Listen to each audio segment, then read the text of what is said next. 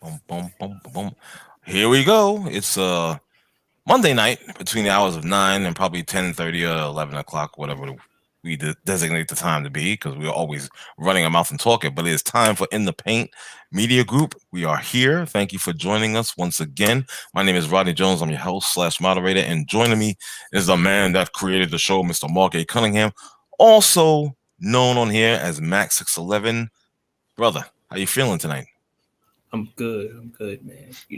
All right. Seeing somebody get, I haven't used this in a while, but Right. somebody got their dream shattered the other night. My God, Because that's I'm the awful. dream shatterer. Oh God. Okay, I don't know what dreams you're shattering, but okay, that's your designation. Then so be it. I agree. Yeah, somebody's jaw got seriously tapped, and it was bad. It was bad. It was bad. So with that being said, we're gonna get into this real quick. The first thing on the docket tonight, obviously, was on the screen. Gervonta Tank Davis, knocking out Leo Santa Cruz. It was great. First of all, let me just say this too. The thing that it was from start. Uh-oh, I don't know what the hell's going on. But is that somebody talking? Hello? Yeah. Oh, okay. Okay. I'm sorry, something's cracking me up here. But from start to finish, this pay-per-view boxing card was pretty much a damn good one.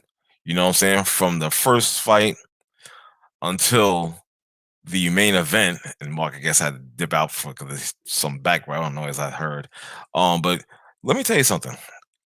Getting back to the main event, I gotta tell you guys, I'm seriously impressed with this guy, Gervonta Davis, man. He absolutely did his thing. It was a well fought fight, you know what I'm saying? Leo Santa Cruz was trying to hang with him, but at the same time, it just wasn't working. You know, they say styles make the fights, and I gotta be honest with you, he hung. He tried to like I was talking to Mark a little bit offline, and he was saying that he tried to stand toe to toe with this guy, and that wasn't going to work because I even predicted a seventh round either KO or TKO, and I was one round shy because it happened in six. It came early. It did. It came. A lot of I don't know why people thought it was going to be longer. My thing is like Davis's power was the difference in my mind. You know what I'm saying? As far as Santa Cruz. Oh, you got somebody here. Hold on for a second. Two people here. All right. Good evening. The Snowman is back for another one. Surprise! I wasn't surprised at all. I kind of figured that. I said I knew. It's that guy. And also my man from North Carolina. There he is. My man Dominic. Thanks for joining us, gentlemen. How you guys doing tonight? Doing good. How are you? Jets. Excellent, brother. Excellent. Just talking about this that pay-per-view fight that just passed this weekend. My man Gervonta Davis put it on this guy Santa Cruz, and I was saying, and the funny thing is, I just talked about this to Mark. I said, "Yo, I was predicting this a knockout or technical knockout in the seventh round. I was one round shy. I don't want a technical knockout. I want a straight up KO. Well, you got you got it. like they doing. Is it Marvel versus Capcom? I think that's what it is. It's because my daughter was telling me about that. Okay. I want to hear KO, not TKO. No, well, let me tell you something. If you saw the fight, brother, I saw parts of it, and I'll tell you what, Santa Cruz got worked over, big time. Yeah, I haven't followed boxing in a while, but I caught a part of that fight. Okay, Santa Cruz got worked over. And I hate to bring up something we're going to talk about tonight, but I'm going to have fun with it. Santa Cruz got worked over worse than the Jets got worked over on Sunday at Arrowhead Stadium. I don't even want to go that far. But definitely, I can see the correlation between the two. You know what I'm saying? And I got much to do before my show tomorrow, but I figured I'd come on and have fun with you guys. And brother, I appreciate that, man. I appreciate you guys, and I appreciate this show. I've been a fan. I'm a long time fan, and I have to come on and drop something. No doubt, man. And I got to give you so much respect for those kind words, man. And of course, the love is always returned back. You understand what I'm saying? So make no mistake about it. The love is always return back. So you already know that. You understand? Yep. So thanks for joining, man. I appreciate you guys. For sure. But that fight, like I said, this guy, man, first of all, Santa Cruz is like 32 years old. I knew what the hell is he doing in the ring at 32? And don't get me wrong. 32, you're not really, you're kind of like on the cusp of being the old guy in the ring. You understand? Because it's still young. Two or three more years, I can see this saying, okay, he's old as hell. You retire. Get out of here, you bum. No, but I'm just saying, bro. 32 is not that. It's cracking me up. 32 isn't. I got old when I turned 30 because I wasn't doing what I love. What I love to do full time. That's how I. Okay, I can respect that. I didn't have one of these in front of me on a full-time basis. So right.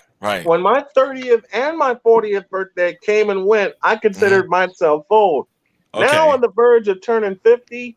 Yeah. And my wife and I tease each other. My wife and I tease each other all the time because she'll wake up. I get ready to get going for my show, and she goes, "Wake up, old man! You got to work today." Oh, man.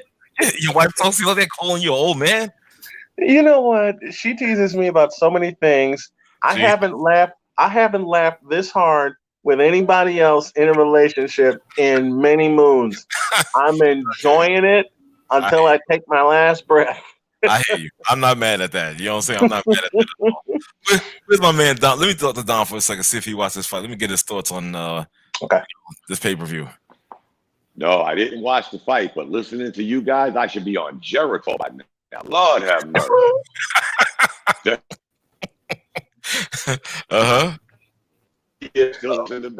Oh, I'm really good. Then I should really date myself here. Can we get a little bit of Mike Tyson's super punch out?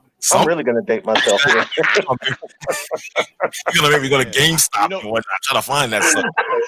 No, I don't want the GameStop version. I want the full original. You want the arcade and whatnot. You want the machine? Original one.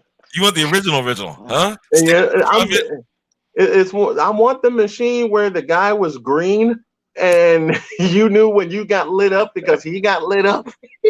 Listen, I'm not gonna lie to you. I sucked at that game, man. I used to get pissed off. No, I sucked.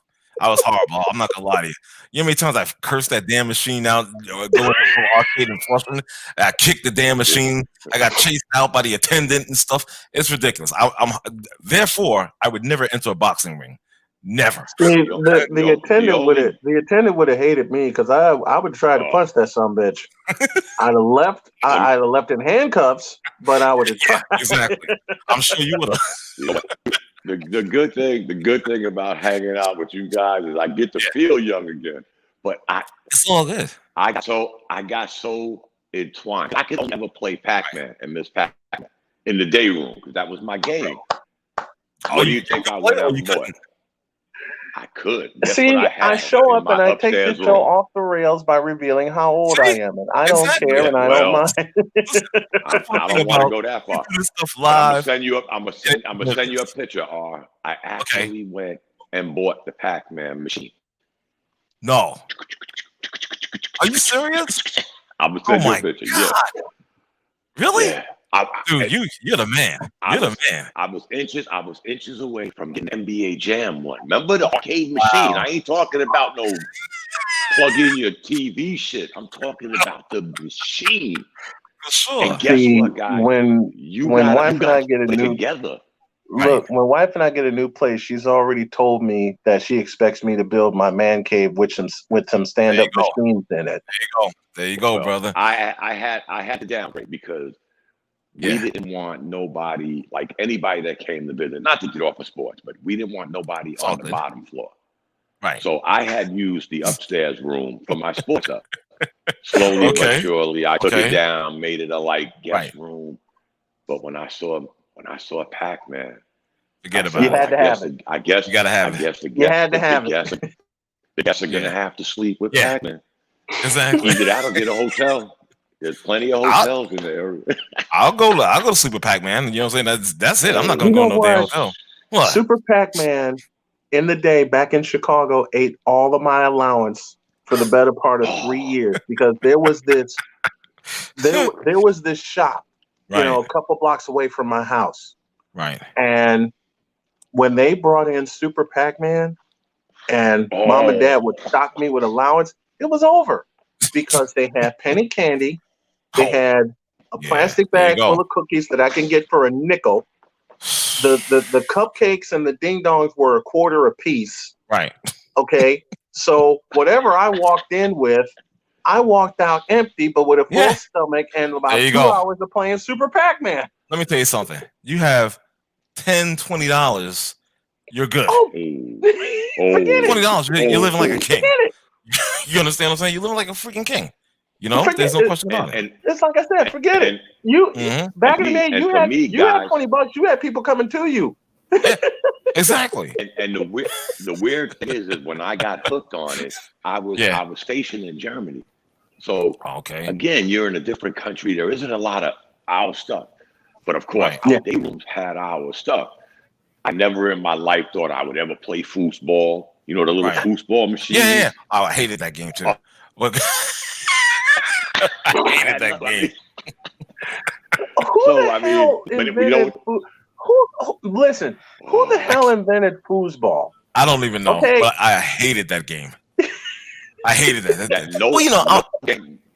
No game in the day room started more fights than foosball.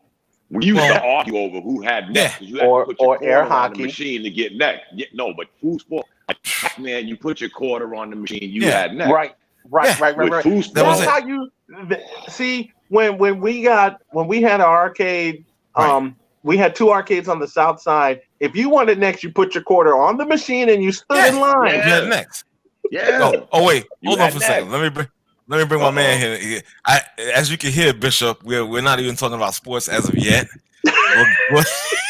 We'll get into the boxing soon. I brushed on it briefly, but we made a quick left turn as usual. We're talking about video games and arcade back in the day. You understand? Yo, let me tell you something. That foosball thing. See, I'm gonna reveal something about myself to you guys, and not too many people know. But I'm very uncoordinated. Whoa, you coming out? Shut up. Whoa! Not here. This is the damn comedy show now. Here we go again. Not even 13 minutes, and we're into the stuff. Here we go. So I'm just saying, Bishop lands the first haymaker of the night.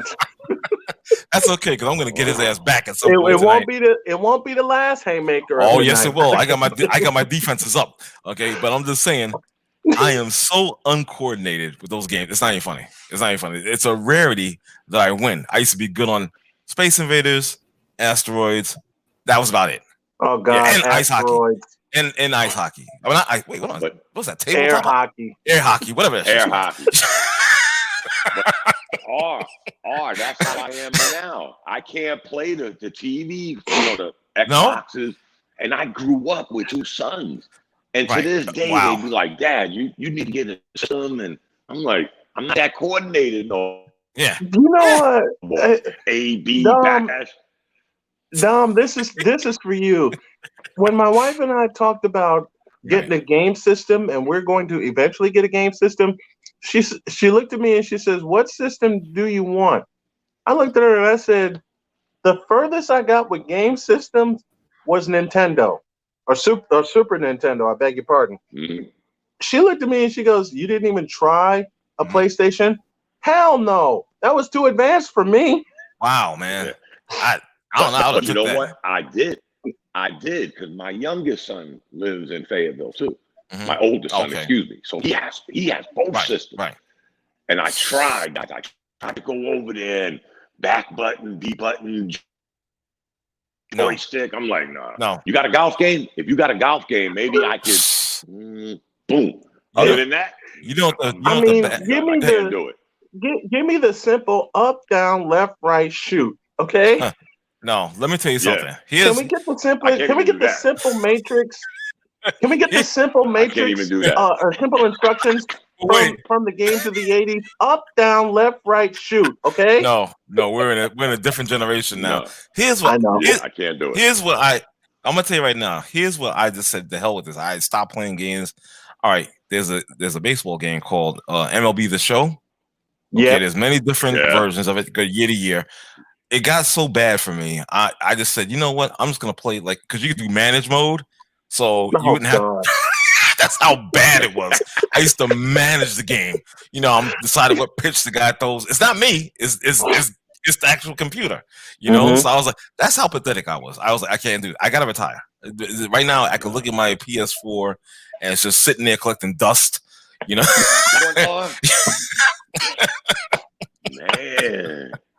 I'm just saying. Goodness. Yeah, look, this is how far it got for me. My daughter is a game designer. Oh, and okay. She's taking classes right now, and she wanted my wife and I to test one of her game designs. Okay. And I love her dearly. I love my daughter. She drew the game out, and I'm thinking, okay, we're gonna need something complicated. We must have stood in our kitchen laughing for an hour, flipping a quarter, moving spaces with that quarter, feeling like we're playing Monopoly instead of some video game that she's designing, which she's going to show us when she's done with it. Right. I cracked up so much. That's the hardest I've ever laughed with my daughter. And she says, this is an important game. Right. You want to tell me why this is an important game? What the hell am I looking at here? Hey, wait a minute. Hold on for a second, small man. Is my man frozen again? Is he frozen? Is he? Yeah, yep. I think he's frozen. Yep. He's frozen in time. Oh well. Get him, Bishop. Get him, Bishop. Yeah, exactly. I'll try, man. I'll try. You know what? I tried. Since we're on the subject of video games, can we bring back Teenage Mutant Ninja Turtles? Oh, now you wilding out. Oh, no. Now you wilding out. Now you wilding out. Now you wilding out. Stop it. Now you wilding out. Stop that. I can't even co-sign that one. You wilding out, bro. There's no way. No way. I'm not doing that. No, you might as well. You know those machines were like, they don't put them in the regular arcades. They put them in the in the grocery stores or in the stores that have. They put them in the grocery stores like way in the back. I'm just saying, if you're gonna do that, you might as well bring back freaking Frogger. I'm like, come on. Hey, listen, Frogger was the joint for a while. Okay. I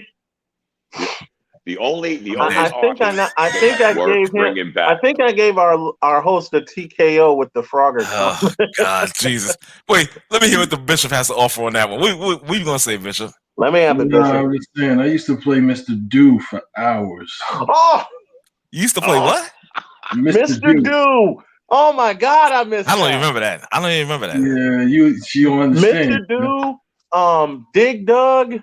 Lord knows I remember Dig Dug. Okay. I played the hell out of some Dig Dug, and I also played the hell out of some pole position.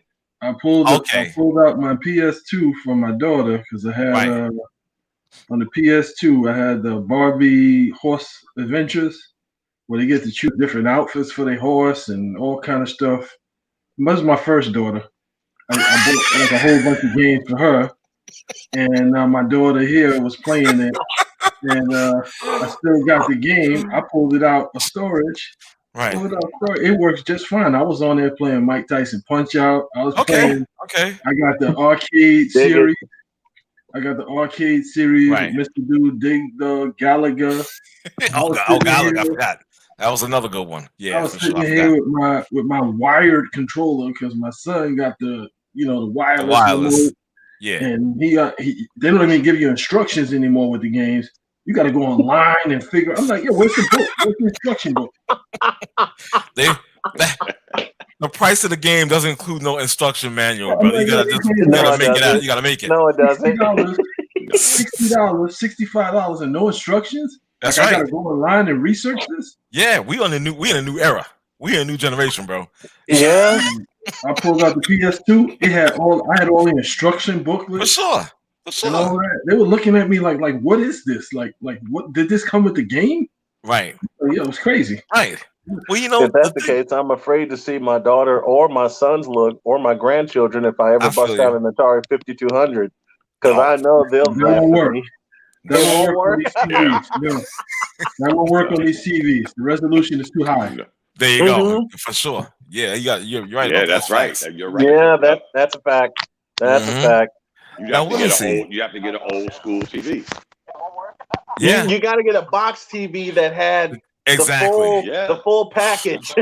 Exactly. Yeah. You can't do it with a thin. You can't do it with a thin TV. Nah, not you these can't. thin TVs in 4K or how many pixels HD. You got to get the 13-inch box TV that had the volume control and the on-off at the bottom of the TV. This is hilarious. I can't believe we're even talking about all this stuff. This is hilarious. All the plugins, yes.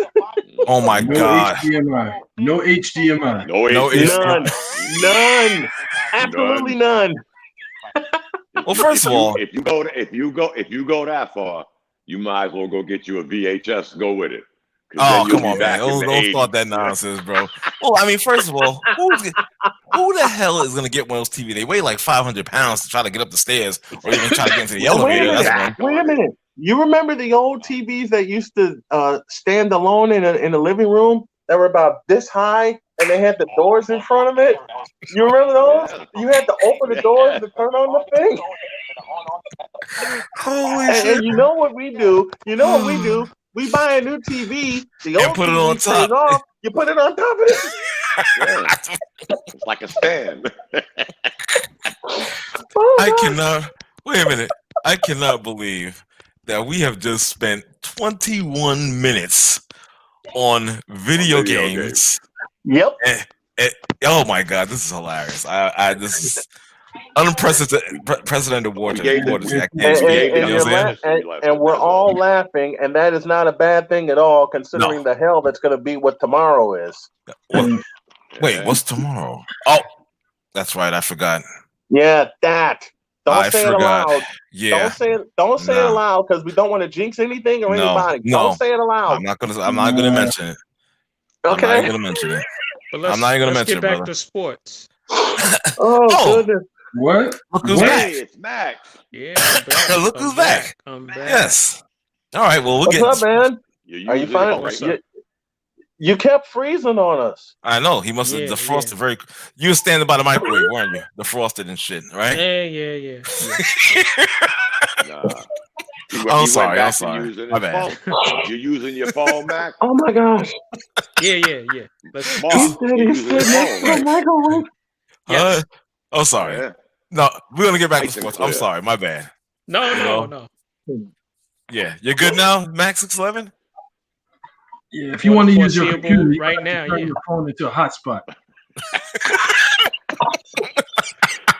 You see your shirt? Stop. You see your shirt? That's what's going to happen to you in a minute. What? What's gonna happen to my shirt? What's wrong with my shirt? Oh, he's talking about you. Talking business. Put up a freezer. Yo, stupid, man. That's hilarious. I'm glad I have this. Yeah, indeed. Yeah. I need some as well. All right, let me get back to this fight. James? I said James Bishop. What do you think about the fight, man? I think whoever set that fight up they don't love that dude, because that was horrible. That was horrible. At this stage in his career, Santa Cruz should be fighting like another similar fighter. Right. They can stand in front of each other and do knock 'em, sock 'em robots and bang on each other for like 11 of the 12 rounds.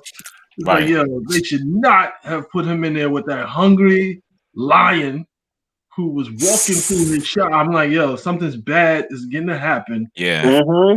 Yeah, for real. Damn straight line. Because Santa Cruz was throwing what he thought were bombs. They were hitting, like he wasn't even trying to avoid getting hit. And I'm like, something bad is about to happen if this dude is walking in there and getting hit flush in his face.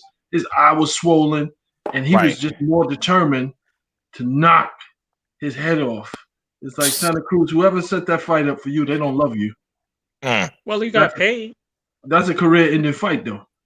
That's a fight Hey, listen, you're not the same.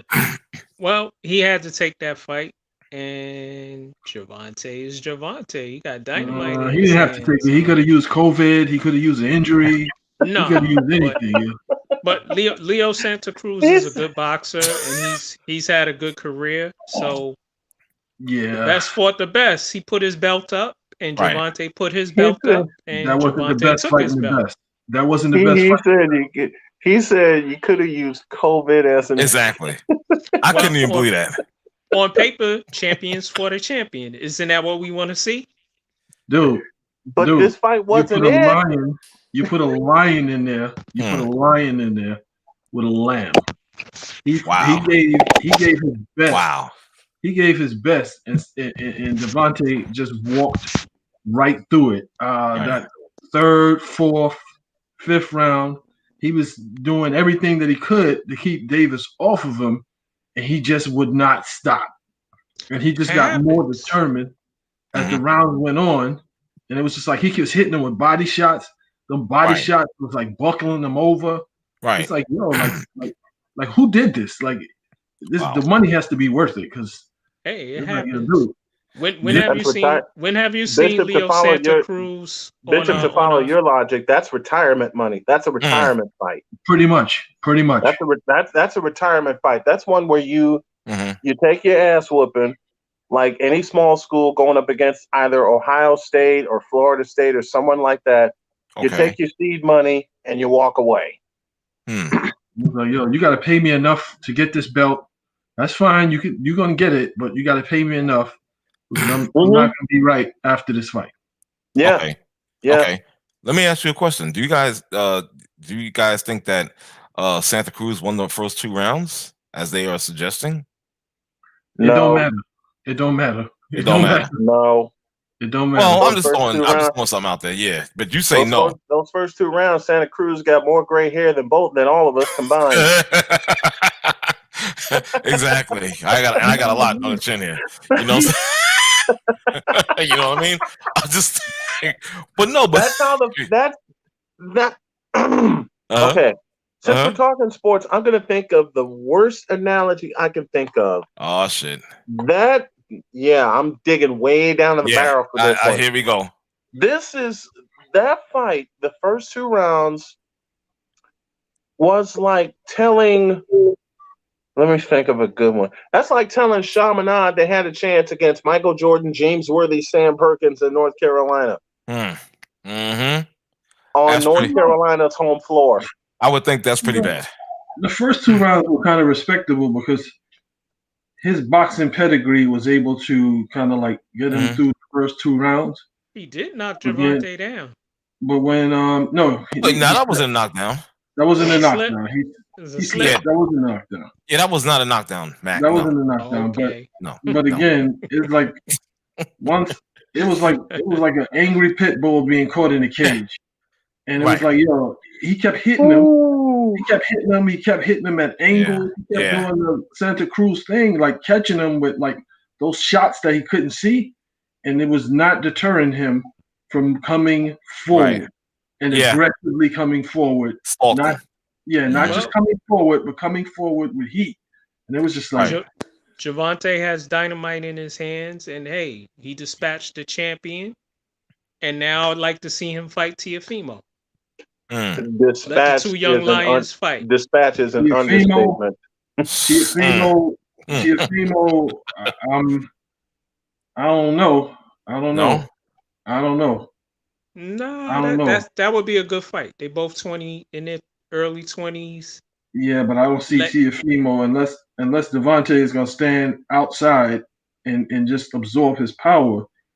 I think Gervonta is way too aggressive. They're both power punches. I think it'd be a good fight. But Gervonta is way too aggressive, and I didn't think he had a chin like that. But Teofimo hits harder than Leo Santa Cruz. Yeah, I'm sure. But he hits just as hard as Gervonta, so that would be a good fight to see. Just something about this dude. When he kept getting hit, it's like he enjoyed it, and when his eye got swollen, he got even more aggressive. And I'm just like, I wouldn't want to fight anybody like that. That's not the money. The money's got to be really good. It's got to be really good. It's like, and Santa Cruz is like 33. Devontae is like what, 20 something? 20. Yeah, 23. You know, it's ridiculous. I'm like, yo, wow. This is why I was saying that Santa Cruz is not going to be able to withstand Gervonta's power. You know, it's not going to go 9, 10 double digit round. It's not making it that far. After a while, the power is going to overcome him, and we see what happened. You understand? That was in the freaking 6, dude. Santa Cruz is a tough dude. He's a tough dude too. But them body shots softened him up, and them body shots softened him up. And you know what I mean? Exactly, brother. You know, I mean, come on. The body shots, the body shots led to the knockout. Right. You land enough body shots, the opponent's going to be weary. And we're talking about a 32-year-old Santa Cruz, who is kind of weary to begin with, even in the first couple of rounds. Mm-hmm. And then Tank just softened him up, and then 6th round comes, and bam, that's it. You know what happened? Leo Santa Cruz, he decided to try to slug with Gervonta, and he let him get too close. That's why he caught him with that hook. Yeah, that was a huge mistake. There was no way to keep him off him, though. Yeah. He was hitting him. When he started coming forward, he was hitting him. He was hitting him when he was coming from, he was chopping down, hitting up from the side, getting, he was hitting him, but it just wasn't doing anything. It was like, I can't get this dude off me. Right. Well, I can't get him off me. It's one thing to hit somebody and constantly hit them. It's another when you're constantly hitting somebody and they absorb all of the hits, and they have that mental advantage over you as well. And they're saying to you, I'm going to get rid of you, and you can't do anything about it. You try your best to do something about it, which was Santa Cruz's condition. But by round 6, Tank said, all right, enough playing with you. Let's put this away and go home. Yeah. And that was the end of the story right there. It happens. Yep. That happens. It happens. Yeah. On to the next. Basically. That's what it is. On to the next. Which will be him and Teofimo, hopefully in a pay-per-view event. Hopefully not, so I don't have to stream it. I can watch it. Because you know how we do all. I keep telling this guy, I said, why are you guys paying for, oh my God, why are you paying for cable? All these little end arounds and go, whoa. The opinions and views of the people, federal laws prohibit the Lamar Jones, aka Angus Black, is a thief. Wait. No, I am not. No, sir, I recant that. I am not a thief because I pay. No, I have a service that I have a service I pay for, and it's legal. And it's much less than cable. So wipe that silly look you got on your face off. Wipe that off right now. Okay? Did you watch the fight? Federal laws prohibit the distribution. Now he using VH. He trying to use VHS law. Yes. Like the screen that comes on when you put in a tape and you get that FBI warning. Yeah. Y'all are sick. I'm trying to put you guys up. Now pay your $200 or whatever, how much your cable costs. Yeah, keep paying that nonsense. I don't pay that. Okay? I'm not even gonna tell you the service I got. I was trying to hook y'all up. You know, I'm a man of the people. I'm trying to share the love. You're a man of the people, and you can't tell that lie with that 2-foot smile on your face, okay? I am a man of the people. You are a lawyer. That's what you are. Oh, here we go. You know what? I'm not going to get into that. Here we go. I'm going to move on to the next topic. We're going to talk about. Shut up, Mac. This is Mac 611 right here. Will the New York Mets, like who cares, strike gold in free agency? Now, I didn't really. Oh, damn! Already, shit. He said no. Yeah, I don't blame you because I think the same thing. Mac, who is out there? Who's out there? 20. 20. They really? Need Yeah, what do they need? They need a Trevor team. I mean, they could get a Trevor Bauer. who's going to be Come on, man. Trevor Bauer's not going anywhere. No.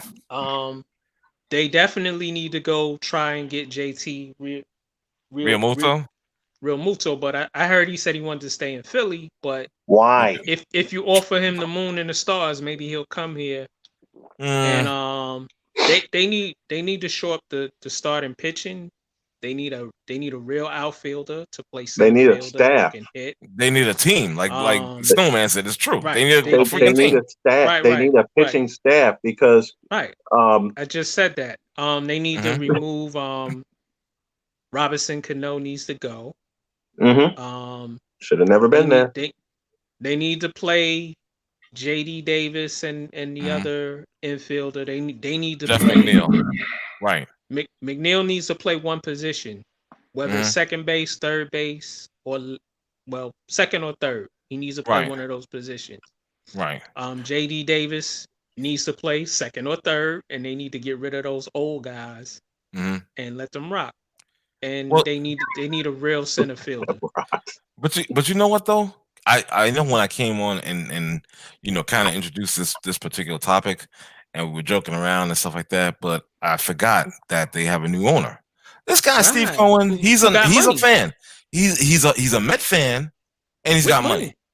You understand? So maybe I'm throwing a bone out there. Maybe he could be the difference. Are you a Met fan or are you a Cub fan in disguise? No, I'm neither, sir. I'm neither. I barely root for any New York teams. You sound like one of those two fan bases. And I mean this in fun. I hear all the maybes and the maybe we can do this, maybe we can do that. Yeah, maybe. No. You don't think so? It's change the M to a J and you have your equal right there. Okay? They aren't that bad.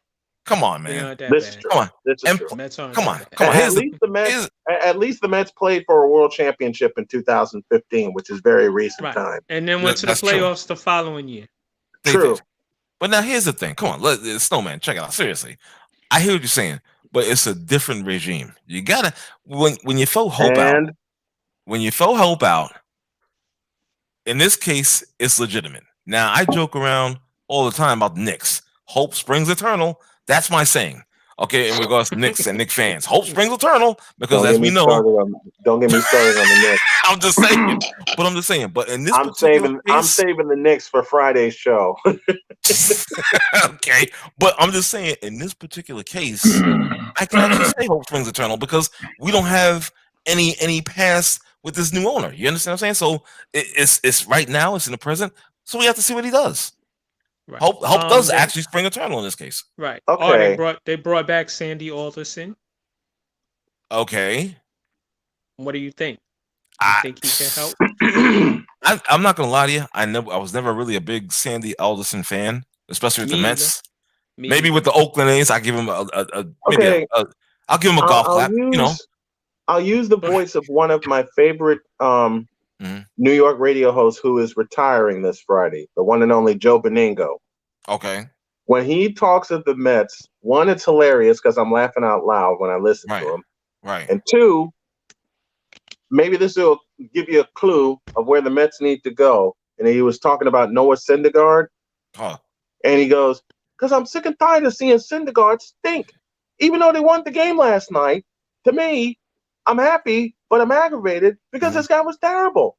And they can't live with this guy being terrible because, of course, because they have no depth in the starting rotation to the point that some guy, Wilmer Font. Who the hell is Wilmer Font? Syndergaard doesn't stink. He's just always injured. Yeah, that's true. That's true. Like I said, those weren't my words. Those were Beningo's words. Right. Exactly. And I better take off because I got to go to I got to go to sleep and get ready for tomorrow. So thank you, gentlemen, so much. I appreciate y'all having me on. Later.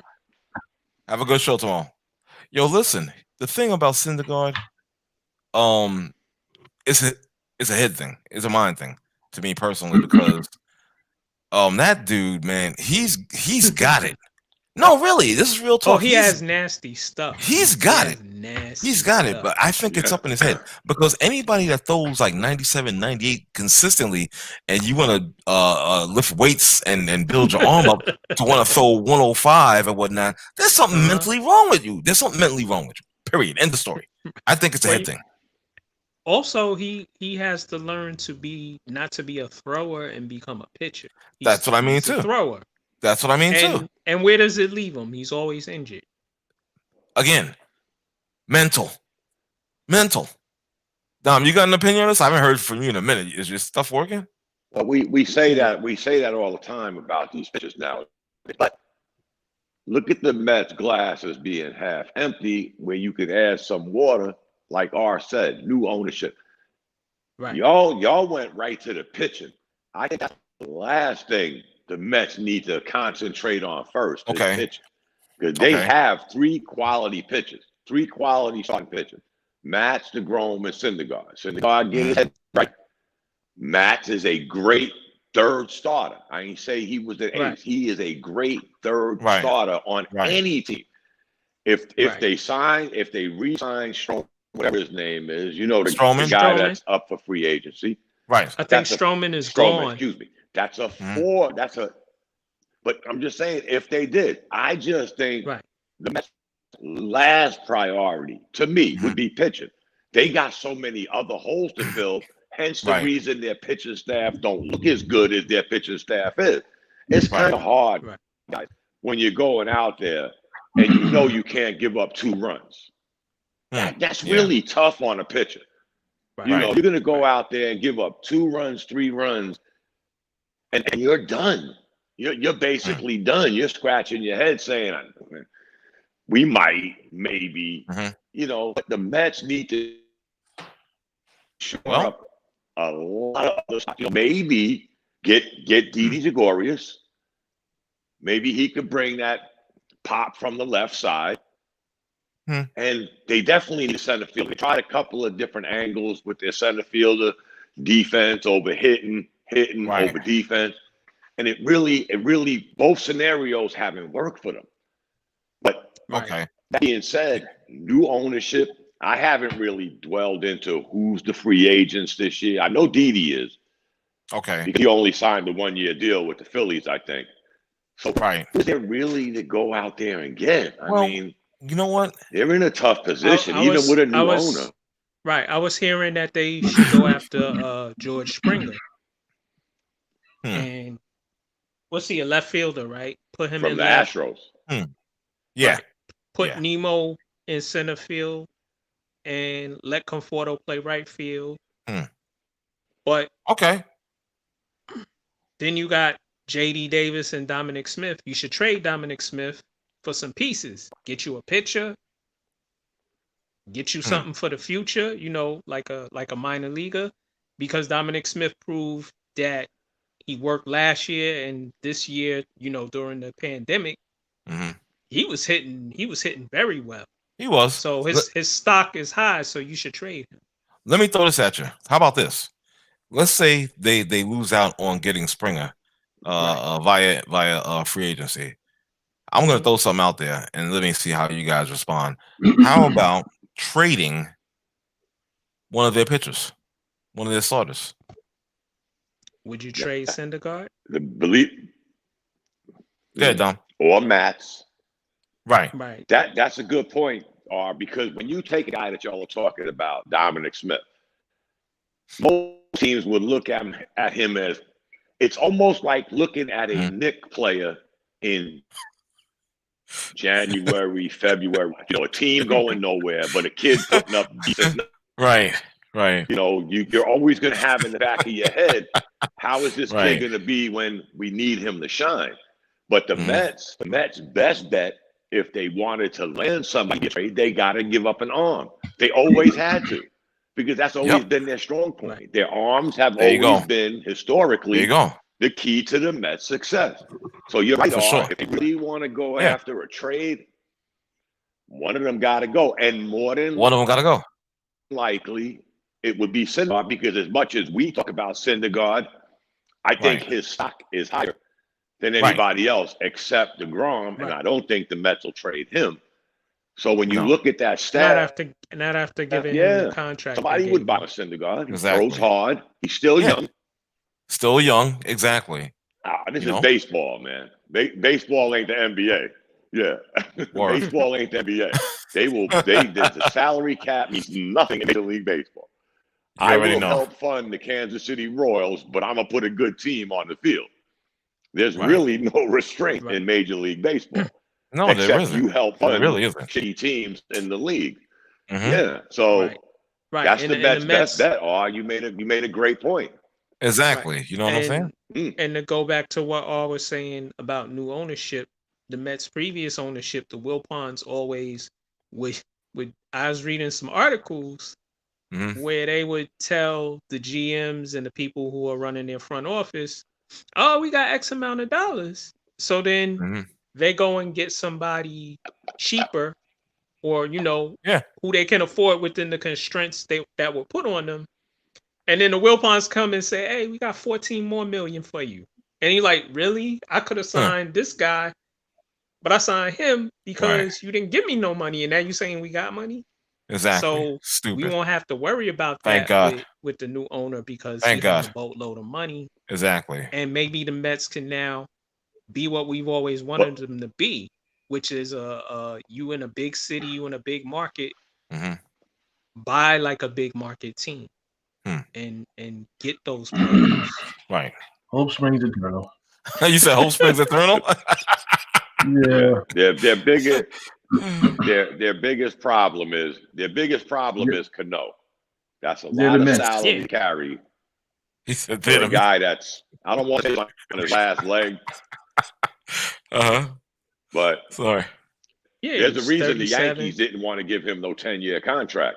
Yeah, the Yankees didn't want to give him a 10-year contract. And this is why. I mean, you ain't getting those contracts no more. Cano might be the last of the mid-level dudes to ever get a 10-year contract.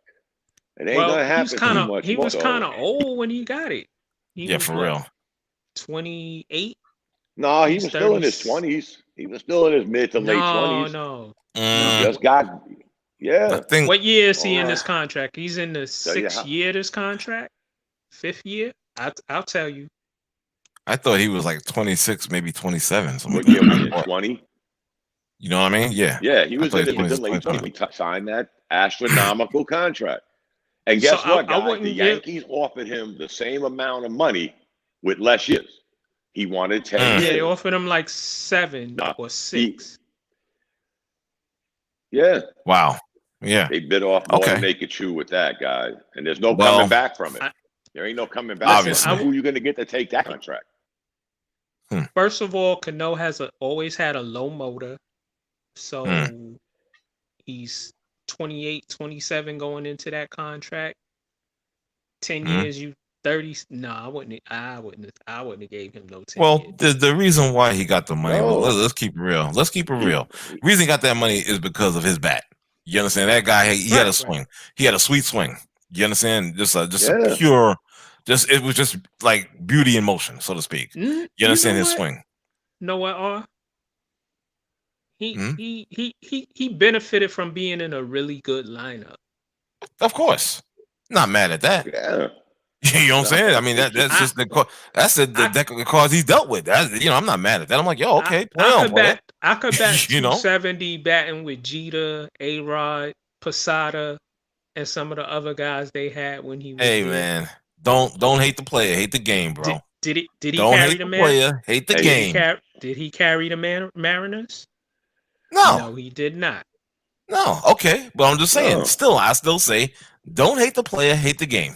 He wasn't a great hitter. He's a good hitter who was sitting in the middle of a good lineup.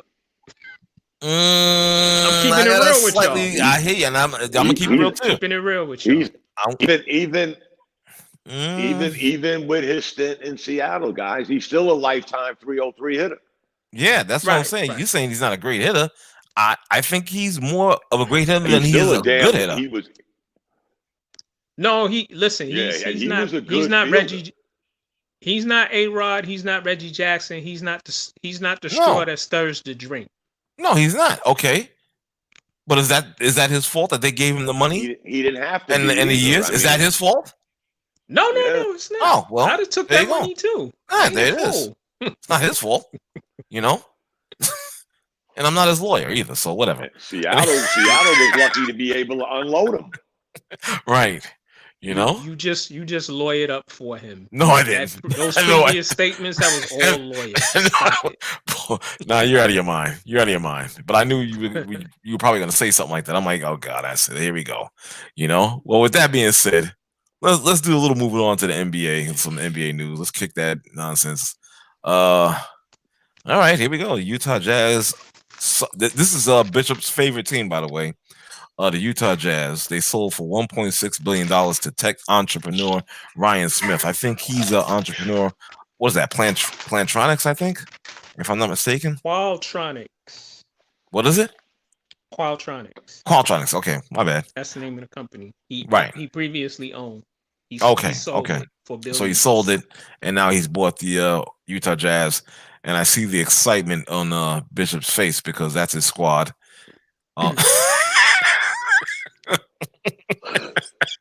I see the head shaking. No, I see it clearly. I don't know. I gotta tell you, I gotta be honest with you. I really don't care about this. I'm sorry. I gotta be honest. I don't really. Yeah, I don't you know really what? What? You know what?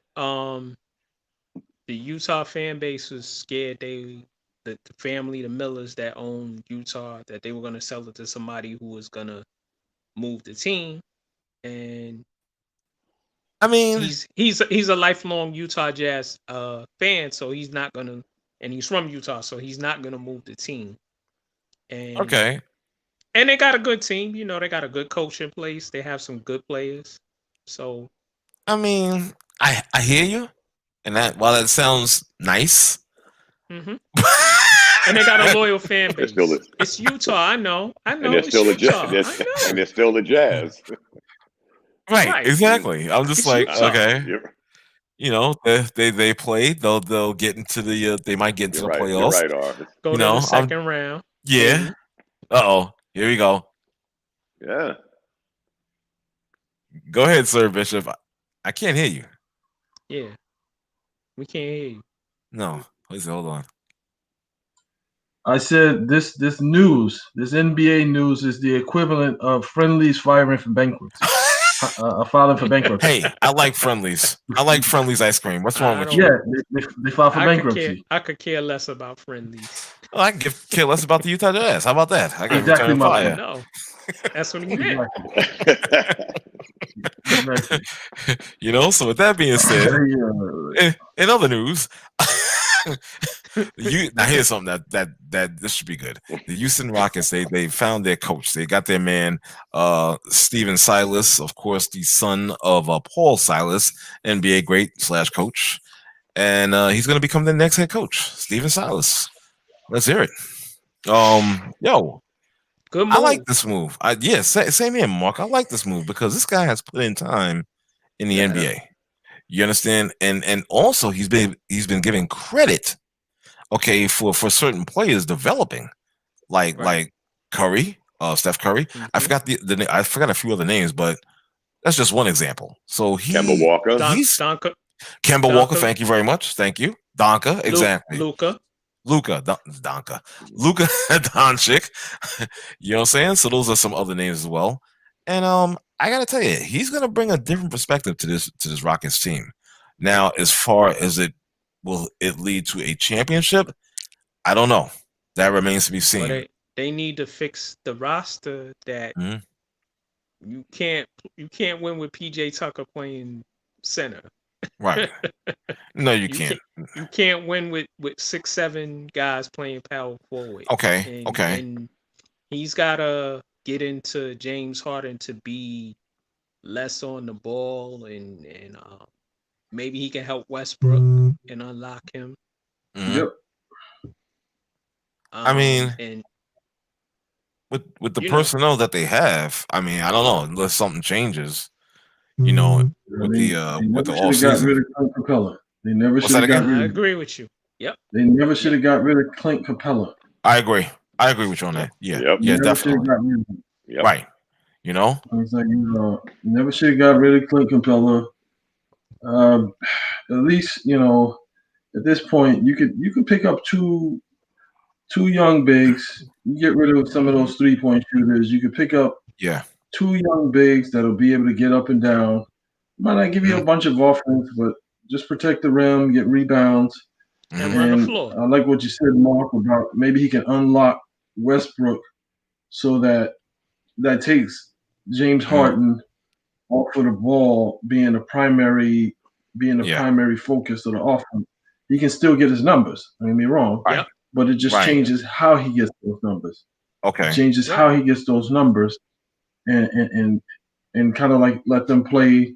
Because in the West, you got to be able to shoot. So I agree. They got some 3-point shooters, but it can't just be about the law of averages and shooting 53 pointers in a game. Right. That doesn't work. No. Yeah, and Bishop, the law of averages has always failed them at the wrong moment. For the last 3-4 years, they go down in a hail of missed threes. It would work if the other teams didn't play defense. Right. It would work if the other teams, and as you get further in the playoffs, the coaches and the players, they're a whole lot smarter. That's why a better team, and they're able to neutralize the fact that you shoot 3-pointers. Right. If you saw what Frank Vogel did with the Lakers against certain teams, he played his bigs. He played Dwight Howard. He played JaVale McGee. And then in other, against other teams, Dwight Howard's not a good fit for this series, so we'll play him limited minutes or no minutes and play small ball, which is what you should do. Use your whole roster. Yep. That's why you have a roster. That's why you have bigs. That's why you have smalls, and that's why you got wings. Right. We're gonna see. The Rockets can't win without bigs. Right. No, the Rockets are just a victim of their own circumstance. So now this football coach got to come in, and I'm not saying reinvent the wheel, because guess what? He's got to reinvent the wall with reinvent the ball without Morey. We can say what we want about Morey, but Morey knew how to go out and he got the pieces they wanted to try this Frankenstein experiment. It got them to where it got them, and that was it. Listen, there was no adjustments. There was no adjustment. Morey did what D'Antoni wanted. He got him the players that fit his system. Right. He made trades. But ultimately it didn't work because D'Antoni's a moron.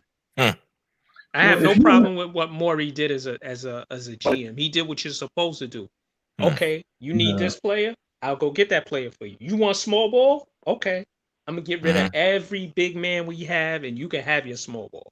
Which was a mistake. Which was a mistake, as Bishop pointed out earlier. Like I said before. Right, but like I said before the bubble and before the playoff, the Rockets are gonna go down firing their bullets. Yeah. They're not gonna adjust. They're gonna go down firing their last bullet with what they put together. There was no medium with them. There was no adjustment. You either adjust it to us or we lose. If we can't adjust to y'all, we're going to lose. If you can't adjust, we're going to lose. I always said, it sounds bizarre, guys, but I got to give them credit. They went out guns a-blazing with the system they put in place, and they'll be the same Rockets next year, just with a different coach. It's like Milwaukee. They played a certain way, got them the most games in the season, the best record in the NBA. Right. And when they play teams that are more equipped to defend them in a series, it's like, what happens? And it's like, to me, the Rockets are not a bad team. If they get a couple of bigs and those bigs are able to run pick and roll basketball and cut, that's a nightmare to try to defend James Harden off the pick and roll. That's true. Like a nightmare. That's a nightmare. Or Westbrook. Even worse with Westbrook. Even worse, because it's like He's gonna force you. He's gonna force you to guard him, and then he's gonna go by you. Not with his jump shot, but just pressing the issue. Right. And right. And he'll get you in realize that he is also probably their best low post player on offense. Him and Harden. Yeah. Well, mainly Westbrook, because he'll get you in the low post. Right. But if they got two big men, and they played hungry, got rebounds, blocked shots, protect the paint, and ran some pick and roll, get some lobs, they back in the hunt. In the hunt. Right. Well, they got a new GM, new coach who is he's a good offensive coach. So hopefully, like I said previously, he gets Westbrook to buy into being a better point guard and play with a better IQ than what we've seen in previous years. Westbrook is a great talent. He plays 100 miles an hour. He needs to sometimes slow down and like Dom, right? And like Dom has said, we tired of seeing Harden dribble for 22 seconds and then he either jumps into the air to get a foul or he passes the ball to somebody and they gotta automatically shoot from wherever they at. And it's it's hit or miss with that. Right. Hot potato. Yeah, but just imagine the key, guy. Is he gonna change? You know what I'm saying? Just imagine him in a more conventional structured offense, with him still taking threes, but just in a more conventional offense where it's like there's constant pressure on you to guard him. Like there's constant pressure on you to guard him. And it's like, that's a problem. That's a problem. That's a problem. For 30 teams, that's a problem. Yep. Yeah. And now speaking of go ahead. I'm sorry, go ahead. Yeah. Is he gonna will he change though? That's the catch, man. Is he he's a ball player. He's a ball player. Change. He played like that. He played. Go ahead. He didn't want to listen. He didn't want to listen to Mikal, and they got Mikal up out of there. Is he going to listen to Paul Silas's son?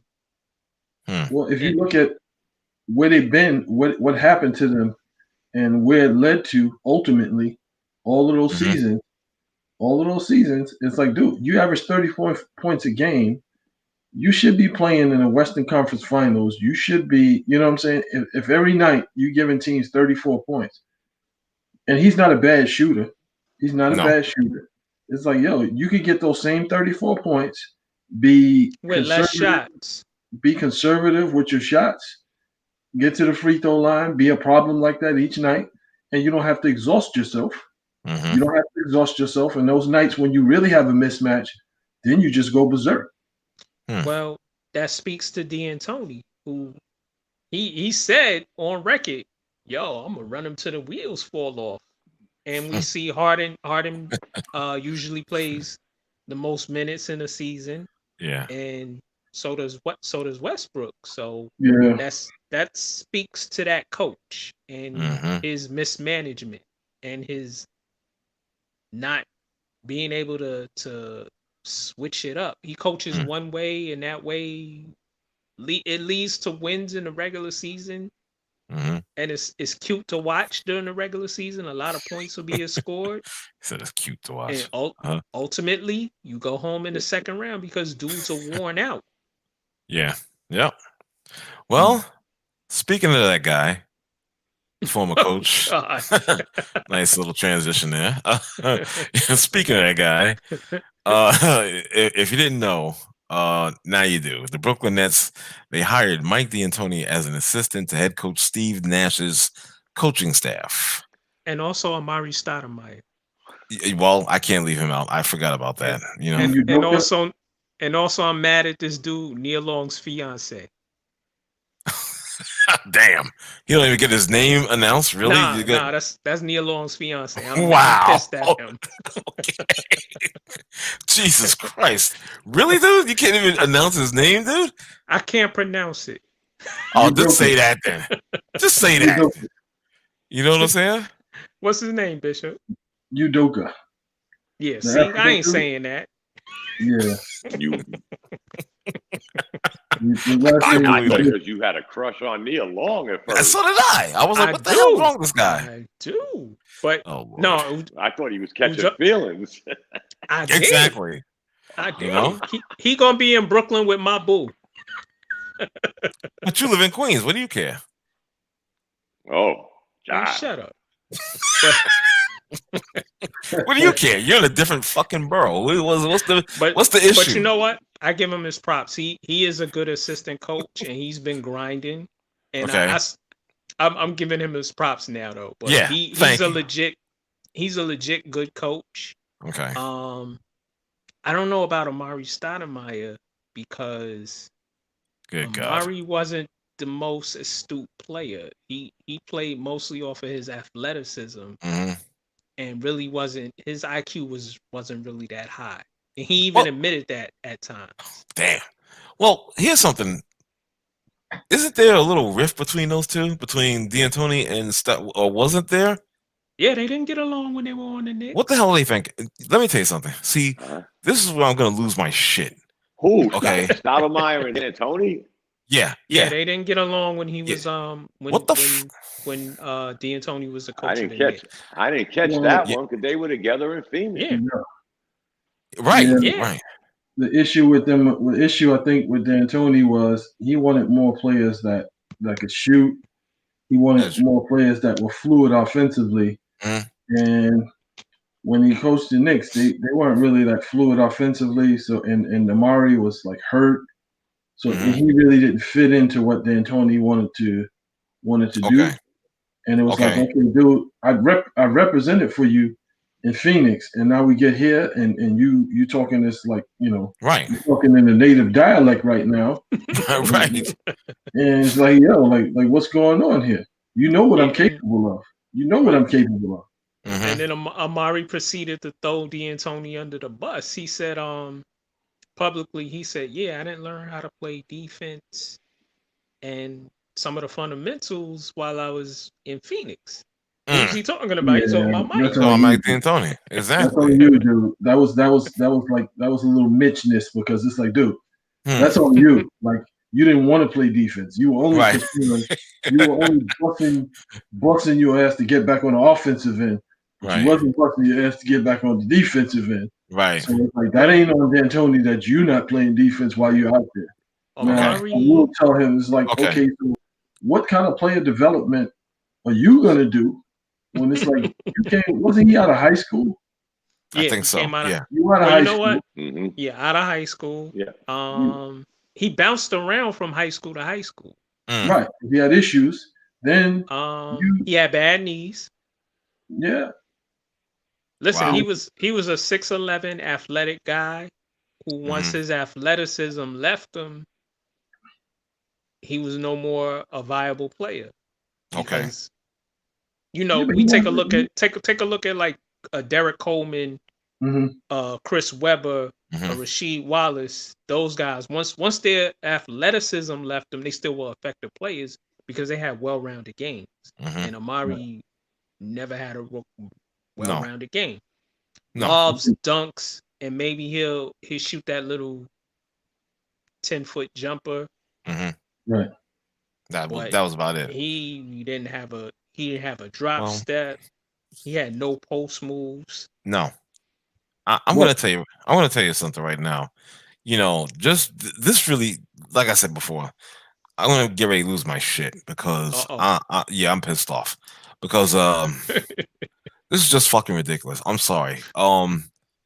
Just when you thought there was hope, here comes the fuckery. Okay, did anybody talk to each other and dig on any fucking history between these two on the same coaching staff? This is just mind blowing to me. I'm like, what the hell's going on? What are you doing? Steve Nash tried to hire every dude he played with. He asked Dirk. Dirk was like, "Nah, man, I'm chilling with my African queen. I can't roll with you." No, but even without the riff, I'm still trying to understand. I know. Even without the riff, I'm still trying to understand what player development is Amari Stoudemire going to do, because they're big men. Like, he wasn't really a good big man. Right. He played off of the guards. He played Right. off the guards. Like he ate off of Steve Nash and Stephon Marbury at a certain point. That's what the highlight of his career. Right. And like you never had any like guard skills. You didn't have any shooting. You weren't like one of those like transitional like big men that were ahead of your time. Like you were cut to the basket, athletic. You developed a 10-footer after your knees got jacked up. Yeah. You developed a 10-footer when you played with the Knicks, but that was the extent of your range. And it's like you. And when Carmelo came, it was just like, yo, you were forced to take a back seat because you didn't have the skill set to shine like that. So it was like it wasn't like I'm letting Melo eat. No, you have no other choice. I am gonna eat. Right. You have no other choice. Like so what player who's he gonna develop? Who's he gonna develop? This is gonna be a shit show. He wasn't a great rebounder to be 6'11" and that athletic. He gets 8-9 rebounds a game. Well, that's not bad. I'm just saying that's not bad. He should be getting not bad on defense. He was always out of position. Melo only averaged 6 his whole career, if that. Thank you. That's what I'm saying. And Melo, what Dom just said. Melo playing small forward. Right. He was always out of position defensively. 6 is fine. It don't matter. He was 6. He was 6'8", 2 something. Come on, no more alibis for Melo. He was 6'8", 2 something, and he averaged 5.5 rebounds his whole damn career, and 1.8 assists. Come on, the alibis for him are over. Let's move on. He's not a Knick, but I kind of like somebody in the Knicks brass. I mean, the Nets brass is blessing this for a reason. What that reason is right now, I don't know. But that being said, they have the talent. They have the talent. What are all the experts gonna do with that talent? That's the catch 22. Or are they just surrounding Nash with likable people that he knows to get him over the first year and a half, and then the Nets will step in and develop a real staff? I don't know, guys, but I'm not going to just shun Amari because he's Dr. Frankenstein. You know, he's got to bring something to the table.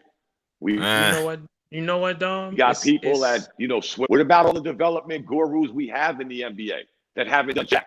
How many development gurus have we went through with the Knicks, to include Obama's brother-in-law, Dr. Doolittle, Frankenstein, and they didn't develop jack, but they were supposedly, development gurus.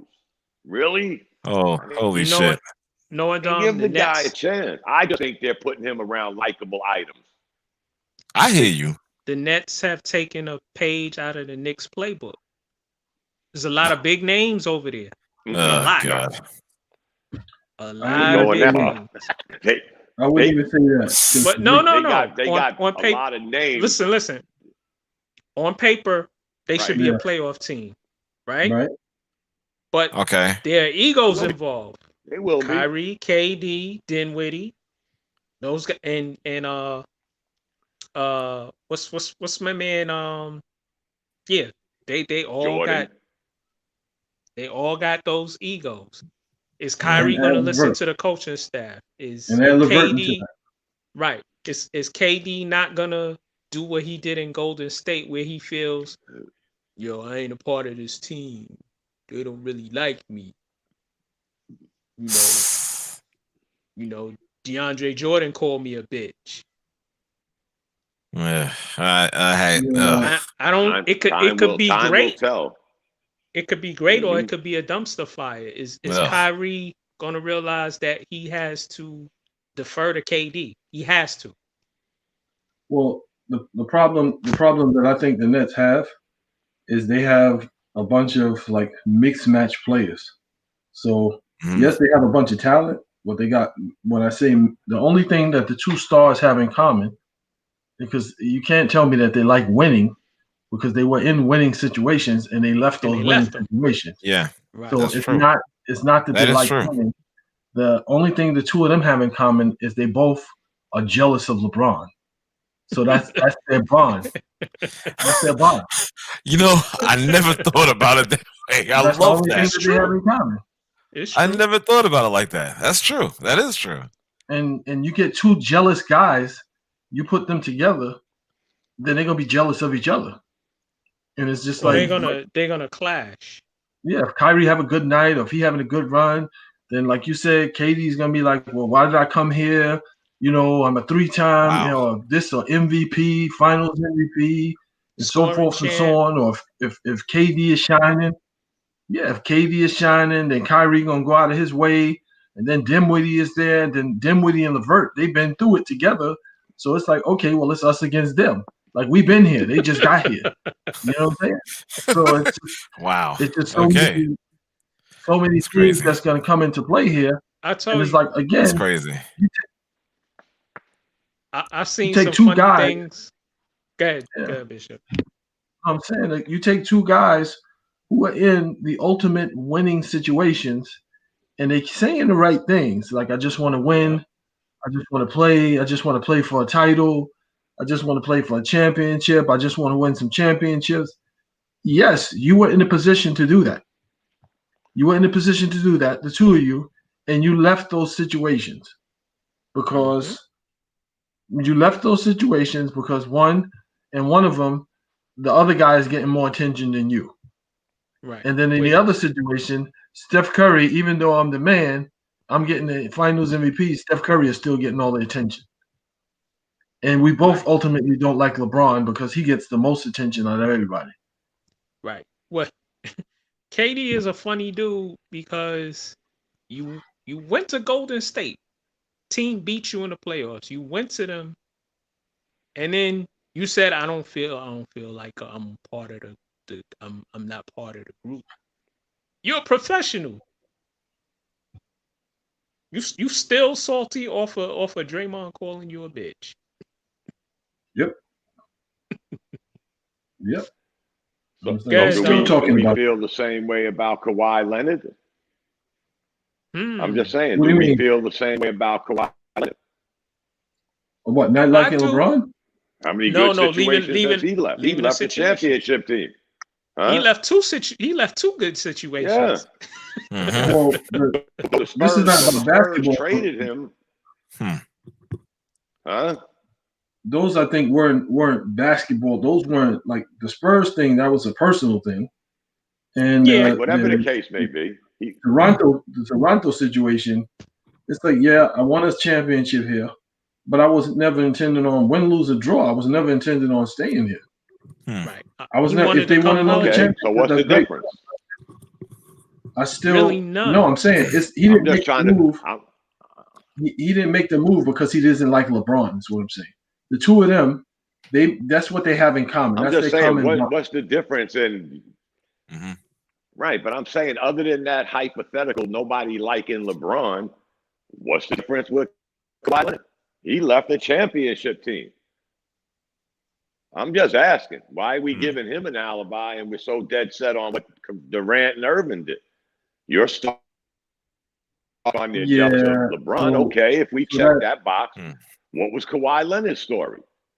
So that Toronto championship, that wasn't anything that anybody saw. So no, let's be honest. Nobody saw that coming. Yes, we won it, but it happened. Great. It did. Yes, we won it. Great. Right. It did. Right. Okay. Nobody picked him to win the chip. Nobody picked him to win the chip. Nobody picked him to repeat. Nobody picked him to repeat. He also fit what they do. He fit them very well, and everybody was able to play with him and off of him. And Toronto looked great with him. Okay. Yo, let's do a little bit more NBA news. Buddy up with his buddy and yeah. Okay. I feel you, John. I feel you. With Paul George, but I feel like it was different though. The circumstances were different. Like these dudes, again, it's like if you telling me you want to win championships, the two of them talk the same talk. Kawhi is just like, listen, like I just want to be able to play when I want to play. I want to be able to, manage. I want to do my load management. Right. Yeah, I want to be in a situation where I can do that. And I also want to go back home. I want to be in warm weather. Toronto was way too cold, and I want to be in warm weather. And the taxes. Right. It's like I had a good run here. I like you guys or whatever, but I'm not really going to resign. So focus your efforts someplace else.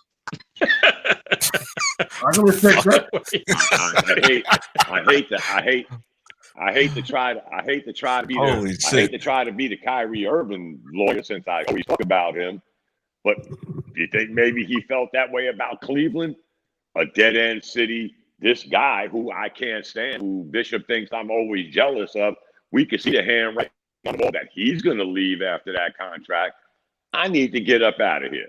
Because guess what? Kyrie was there when they were the Cavs. Remember? When they couldn't get out their way. And we saw that. And he was going to leave when it's Cleveland again.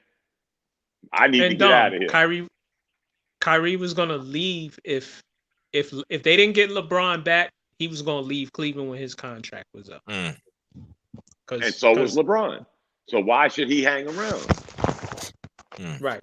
Remember, he was on that Cleveland between LeBron coming and going.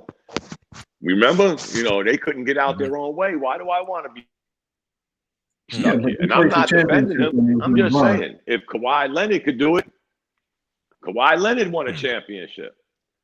I'm not saying he had to stay in Toronto.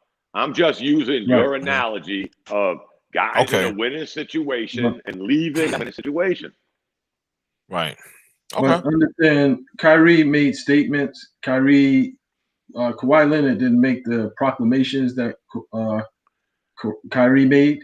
And Kyrie, throughout the journey, there was still like a little bit of like animosity and hate that you could see. Yes, I'm riding.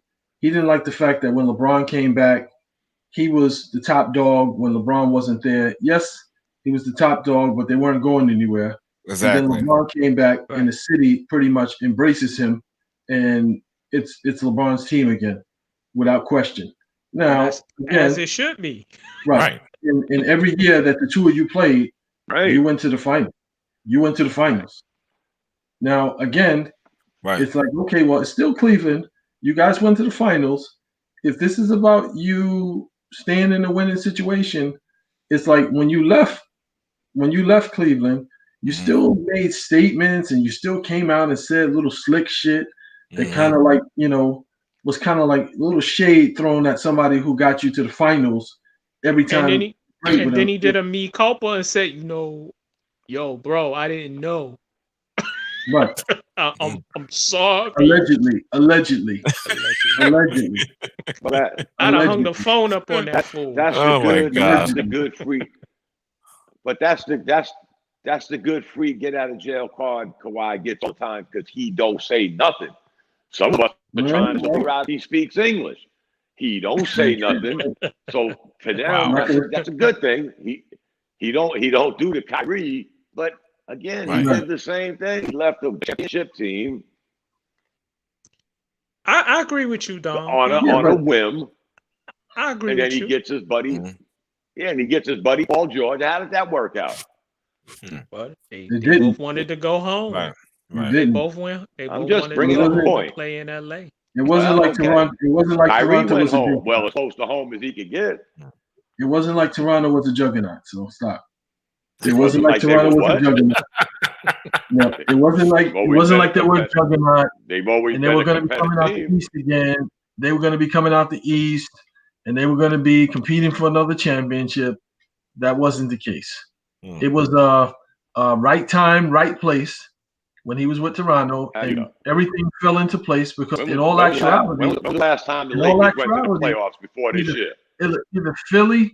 Either Philly or Milwaukee was supposed to be coming out of the East, but it just so happened that everything fell into play the way it should have, and Toronto did everything that they were the most consistent in the playoffs. So it wasn't like they were the juggernaut team. They were just not even consistent. They escaped Philly. Right, but that's what I'm saying. They were more consistent in the East because it was supposed to be either Philly or Milwaukee coming out of the East. And well, anyway, it wasn't even like that next season. That next season, if he stayed there, it wasn't like that next season they wouldn't get bumped out. Right. All wanted to move on, and he couldn't move on for like 15 minutes. Okay. Basically, I'm like, just listen. I'm like, okay, whatever. It's all good. No, it's all good. No. Listen, this exhausts yourself. I'm not sorry. We already know that. What else is new? Make What a surprise! He's not sorry. Oh my God! Listen, the Philadelphia 76ers hire ex-Rockets GM Daryl Morey as the president of basketball operations, and also GM Elton Brand winds up getting an extension. Mac, you had said something. I think it was on social media, and it was to the effect of, how's that gonna work, especially with bringing in new coach Doc Rivers? How is this gonna work between the three of them? Everybody knows their role, but can they be, cohesive, so to speak? Right. Hey, Doc Rivers is the coach. Elton Brand is the GM. And he's got the least experience out of the three, because Doc Rivers has been a president, GM, and you have Daryl Morey, who's done a good job as a GM. They're gonna have to do this in a collaborative effort, and people's egos are gonna have to take a back seat, and maybe because Elton Brand has made some bad decisions in Philly. And maybe Daryl Morey can bring some balance to the equation. Okay. That's very good. That's a very good statement right there. It makes a lot of sense to me. You know what I'm saying? I know Dom is a big time favorite of Doc Rivers and whatnot. You know, you know what I'm saying? You know, yeah, he had to turn the camera back on. Yeah, my man. Yeah. You need to see his face for this. What are some of your thoughts, bro? Yeah, the good thing about this, though, guys, believe it or not, other than Elton Brand, the bogus contract he gave out, everybody knows their lane now. Doc, you're the coach. You ain't involved in no player movement. We'll let you know when we're going to get somebody, but your record in doing that was shabby. So, and guess what? To me, guys, Elton Brand kind of got over like a fat rat. I'm just saying. He gave out two humongous contracts to two, I guess you would call them role players. One kind of over the hill role player. They're going to be for 4 years. But the good thing about Morey, he knows how to move pieces. He might be able to get out from under one of them, Horford or Harris, and try to go in another direction, because that's 50-something million, almost $50 million between them two guys for the next umpteen years. And they're basically I like Harris, don't get me wrong, but is he a 20-something million a year player? Yes. In this current NBA, yes. I'm just asking. Yeah, if you think what I'm saying, if you think about how the coach, because I think when they put this team together, they were initially thinking that it would be like that first unit and then that second unit. So they would always have scoring on the floor. They would always be a problem in just about every position except the guard role. They would always be a problem with that first unit or second unit. That's why I think the Al Horford thing came about. And then with the Tobias Harris, yes, he would get in where he fit in with Embiid and Simmons, but then in that second unit, he would be eaten, because he's just that good in a half-court set. But their coach never utilized them in the right way, and then they didn't have that point guard to balance out to level out that starting unit, and that's where the dysfunction happened.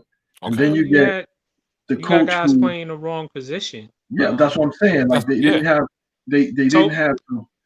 You got Joel Embiid. He isn't a 3. He's really a 4. But he could play the 3. And Horford isn't a 4 anymore, which was when he was in Atlanta, that should have been his position.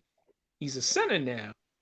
And Joel Embiid is at center. So he wasn't going to be out there starting with Embiid, though. He would have been in the second unit. He should come off the bench. Yes. But you overpaid him to come off. You paid him $140 million to come off the bench. Ridiculous. Right. Ridiculous. Yeah. You understand? Because you didn't want the Sixers to get him. You didn't want the Celtics to keep him. That's how that all happened, guys, if y'all remember. Right.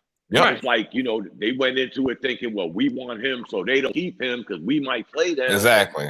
Again, you can say all you want. But these are the cards.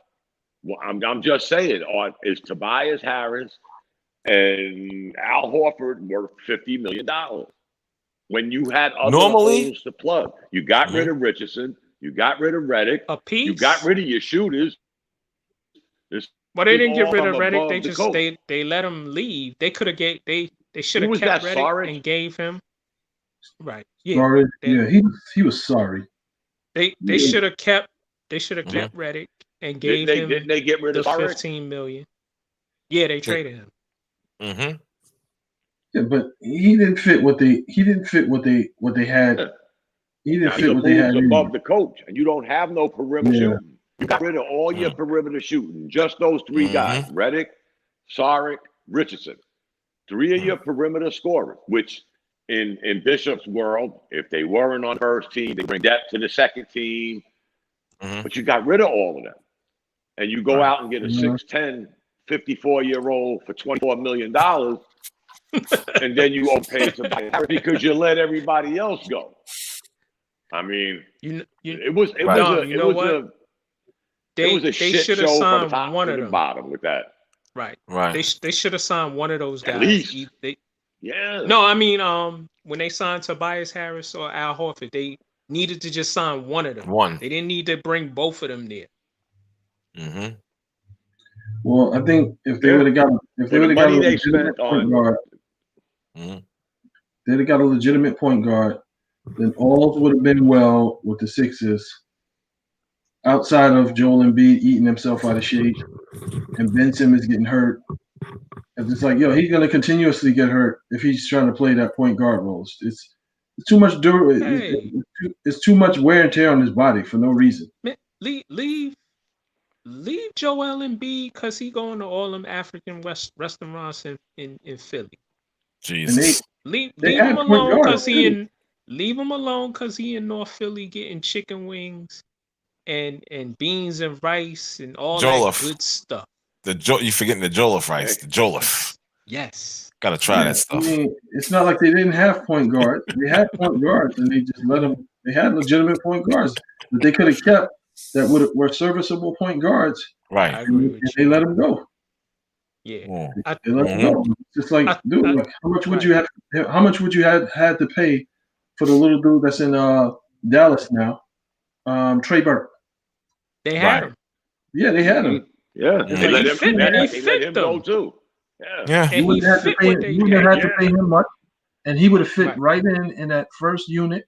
That's right. Right in that first unit, and then you get a duplicate of him for the second unit. Right. And now you got legitimate. You got a legitimate first unit. You got a pretty decent second unit, but they just, for some strange reason, kept sticking with this, like Simmons being the point. Right. How about this? This just came to me. Fred VanVleet is a free agent. Oh God. Will he fit on Philly? Free agent. Too much money. No. Too much money. I give him $85 million. Yeah, they blew out the water, 20 a year. So wait a minute. You say VanVleet would fit on Philly? Is that what you're saying? Yeah, they need a shooter. I don't know about that. Between him and Simmons, you have enough ball handling. And the problem with that, I think, is I think he has to have the ball. He has to have the ball too much. A lot of his shots. He gets a lot of his shots off the dribble, and that requires him. And it's like, so who's going to be standing around watching him shoot? When you got Joel Embiid, you know what I'm saying? So I don't know if that's gonna work with like some of these guards like Trey Burke. I'm just trying to fit in the league. You know what I'm saying? I don't require a lot of money. I don't require a lot of TLC. How about Steph Curry's brother? Oh yeah, he would fit in there. He would definitely fit in there. He's scrappy. I like him. Okay. But is he a conventional? He's not a conventional point guard, though. Yeah, but he can shoot. But he can shoot. Point guard. Mm-hmm. Are you looking for a point guard or? How about that? Yeah, I know that. Son? Yeah, and this is why when I started out, maybe. Mm-hmm. Then we having that conversation. How did you? This is why I started out saying. Yeah, but this is why I started out saying Elton Brand's lucky to have a job. Because when you look at all the pieces he let go, right, and signed, facts. He's going to bed and I said, Lord, don't let me do nothing else. Let me just collect the check. Let Morey try to show me how this is done. Right. Because I forgot. Me and Bishop talked about months ago. How the hell did they let Trey Burke go for $1 on the donut? So really? Dom, he put away his burner phone, which is his connect to his Instagram models. Oh Lord! Either that or he got another burner account. I don't know, guys. I'm just saying. You know what I'm saying? He's lucky to have a job. But you know what? I think Morey will come in and stabilize the situation. Yeah, I think so too. And fix what they need fixed. Exactly. It's not a bad move. You need a couple of point guards for that first unit and that second unit. I got you. You need point guards that are serviceable, that don't require a lot of money, that's just gonna be happy to play on a premier team. Exactly. Right. I got Philly finishing in the top 3 next season. Okay. I got them finishing in the top 3 next season. Okay. I feel you, brother. Ain't nothing wrong with that. In the East. Yeah. Okay. That's not a bad. That's not a bad. I think the Sixers. Please pass what you smoking to me. I think the Sixers, really, son? Dude, really? They might. They got enough. I think the Sixers have a better chance of getting rid of Harris than they do Horford. Nah, I see Harris got a little more tread left on him than Al Horford. But he's not the problem, though. Toronto, Philly. You never know. That's not bad. He's not the problem. He's not the problem. I see in Milwaukee, Toronto, Boston, and then Philly.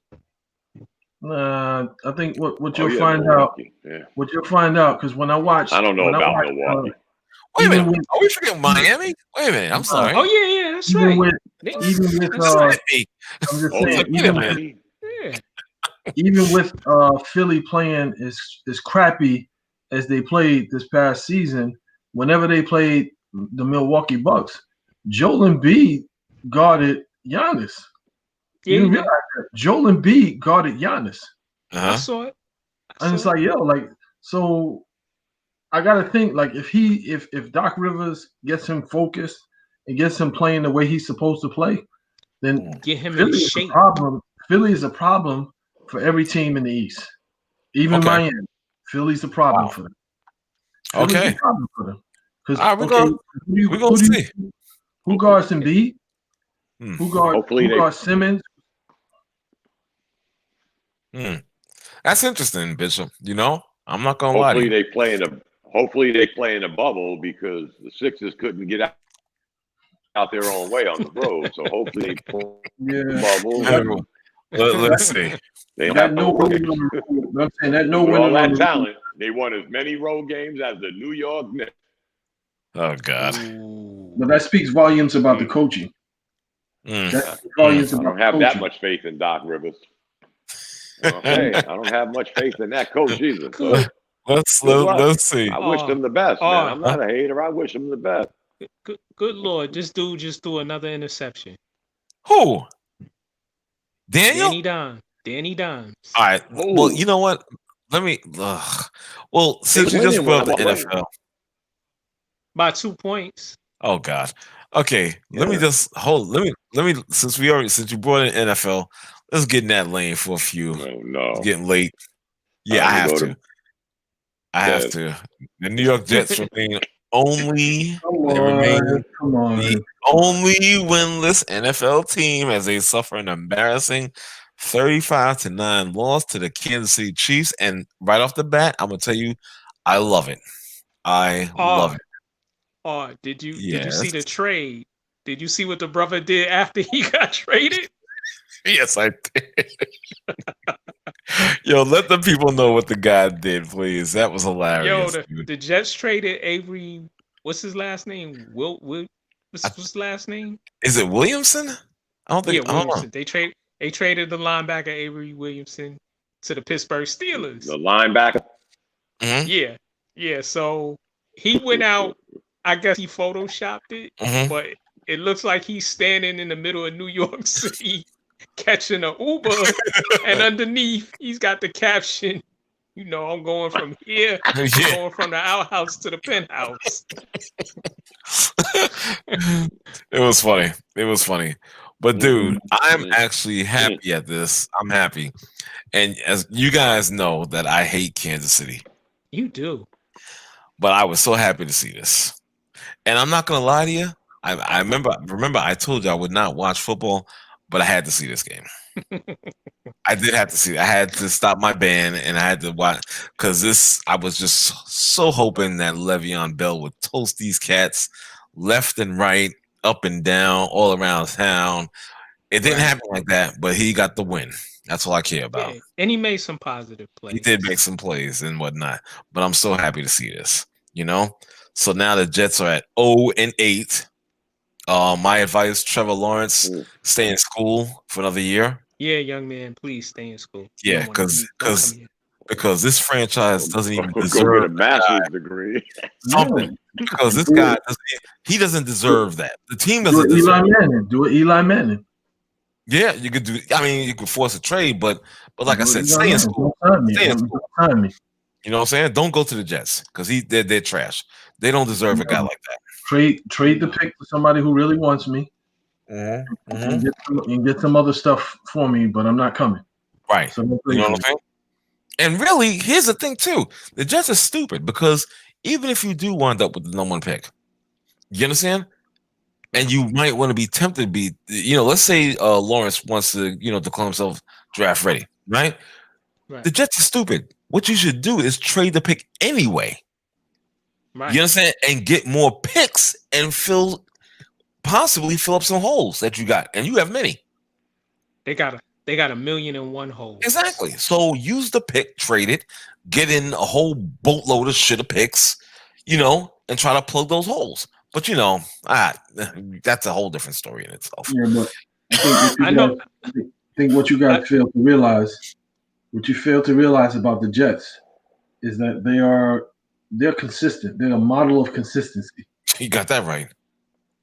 And I told y'all the GM is he couldn't fire Gase outwardly because the ownership, for whatever reason, likes this dude. And he said, "Okay, I'm not gonna sign any big name free agents. I'm not gonna draft what you need." Let me just say this real quick. By the way, people, and you see that trading, he's getting rid of people. Go ahead, bro. By the way, people, in case you missed it, when my man Bishop was talking, we got a Mac 611 original, DJ Groove Killer, That's because I don't like him. Wow. Because he tried to play me earlier. I'm gonna make him tap out. Wow. Okay. No, I'm just playing with you, bro. Go ahead. Damn, dude. My apologies. It's all love. That's messed up. That's messed up. That's messed up. See what it is? You see what it is? He's trying to come in between. That's all it is. That's all it is. You see how you like to instigate stuff? Yeah. Listen, that's how ugly people do. Oh wow. Oh. I can't even follow up with that one. I'm sorry. Uppercut. Yeah, there's no coming back from that. Me and him been going at it since '83. Uppercut. Yeah, I'm just wow. I can't stand him. Yeah, sure. I see my man Dominic. He's reconfiguring his setup there. But again, let me get back to this Jet thing, man. Yo, let me tell you something. They're just like Dom, just like Bishop was saying, man. You was gonna say something about a model of consistency. Mm-hmm. You understand that they are consistently bad across the board. Across the board. You understand? Personnel, player development, whatever. Take your pick. They are consistently bad across the board. You understand? What's the last player they developed? I can't even tell you. That takes work. Was it, who? That takes work. I said that takes work. Right. To be consistently bad like that, you're damn right. Yeah. You know what I'm saying? You right on that, Bishop. You know what I'm saying? It's ridiculous, man. You know, so 0-16 is looming. That's just what it is. You know, I know I got nervous one week. What was it, against Buffalo? I was like, okay, what are y'all doing? I was like, what are y'all doing? Now I'm talking about Buffalo. I was like, what are y'all doing? I said, don't, please, God. As many times I'm on Facebook, go Buffalo, and y'all gonna fuck this up for me. Don't do it. You understand? Real talk. I was like, don't you give this team their first win ever for this season. Are you fucking kidding me? You know? So did they play the Dolphins yet? Did the Jets play the Dolphins yet? I think they did play them once. Oh. Did they? I'm not sure. Yeah, I gotta go back. They own 8. It don't matter. They lost that game anyway. Yeah, if they did, yeah, for sure. You know what I'm saying? Yeah, I don't think what's his name? I don't think Tua was playing. I think it was Fitzpatrick against them. I think. I'm not 100% sure. I gotta go back and check. You know? Yo, they started off good on offense. Mm-hmm. Right. Yeah, but you're only getting field goals, man. I was getting ready to say that. 3 field goals. And then they got 40 yards the rest of the game. It figures. They're horrible. You know? So why is Gay still coaching? Why? I don't understand that. Who are you going to get to come in at this point? Anybody. The defensive coordinator. Let him take over the reins. Yeah, so what difference is that going to make at this point? You might get 2 games. Maybe you might, because well, is it me or is this guy? I forgot the guy that's been calling the last 2 games. And I know what I'm going to say. Starts with a D. I forgot his name, but the I forgot his goddamn name. Logan something. It starts with a D. Okay. Well, this guy Logan, he's been. And I know it sounds crazy with the Jets scoring 9 points and all, but he's been pretty decent. I'm not gonna lie to you. I think he's been trying to diversify the offensive attack. I know it sounds crazy. It does. Maybe it didn't garner the results it should have or could have possibly with 9 points instead of 14, 17, or 21. I get that at the same time, but I'm just saying you could. To me, you can see a little bit of difference in the offensive attack. You can. Right. So that seems like what you're trying to say is so they had a fight and at least they scratched. At this point, it's an improvement. Yes. They got beat up, but at least they got some scratches in there. Exactly. Because normally they would the opponent would come out unscathed. So yeah, getting a couple of scratches in is a bonus for them. You know, at this point, you know what I'm saying? Mahomes threw an underhanded flip for a touchdown. I know. That shit was so funny. I was like, this to Bishop. Yeah. To Bishop's point, who do you get to come in and replace him? I know it sounds like a joke, but who cares? Because now you become such an utter embarrassment letting this dude do this. Mm-hmm. There's enough rope where he done hung half of New York City. I mean, and parts of Jersey. So you can get R and Mac to come in. At least you're showing we can't do this no more. We can't even watch this no more. We watched it last year. We watched it this year. He done ran numerous players off the team. Right. It's again, who cares who the coach is? You're still going to get the first pick. Just show that you don't want to tolerate this nonsense no more. I'll give you an example. The Knicks couldn't get out their way with Fizdale, but they kept watching it. But at least the Knicks said, nah, you got to go. You got to go. We made a mistake. Shake hands, part ways, take your contract, and get the hell out our way. We can lose without you. At least we're not going to look like an utter embarrassment saying, how are you letting this happen? It's like somebody coming on the line, and they're cussing every other word, and you don't cut their mic off. I mean, the I'll do that. I'll do that anyway, but okay. His mic off, his mic, his hat, his headset. I mean, just get him out of here, man. Well, then that would be essentially me, because I'm the one that's always cursing. You know, and I'm not muting my own mic. No, you know what I'm saying? It was just an analogy. I dig what you're saying. I'm just messing with you. You know what I'm saying? But I get what you're saying, brother, for sure. You know what I mean? It's just ridiculous with this team, man. I'm just, thank God I'm not a Jet fan. I don't understand how. Good God, how can anybody in the fucking world be a goddamn Jet fan? I just don't understand that. Do you not see? People are into S&M. They like being abused. Holy they are in an abuse. They're in a super abusive relationship with the Jets. God, just how do you say that? I just don't understand. How do you say a Jet? Even Fireman Ed had to leave. Exactly. That should tell you something right there.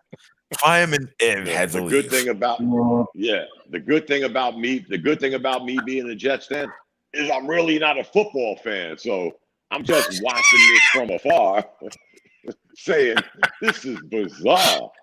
Come on, we talked about this last year, dude. Week after week, what is? So I'm really not appreciating all this hurtful language that you guys are using, because I'm a diehard Knicks fan, and people say the same thing about the Knicks.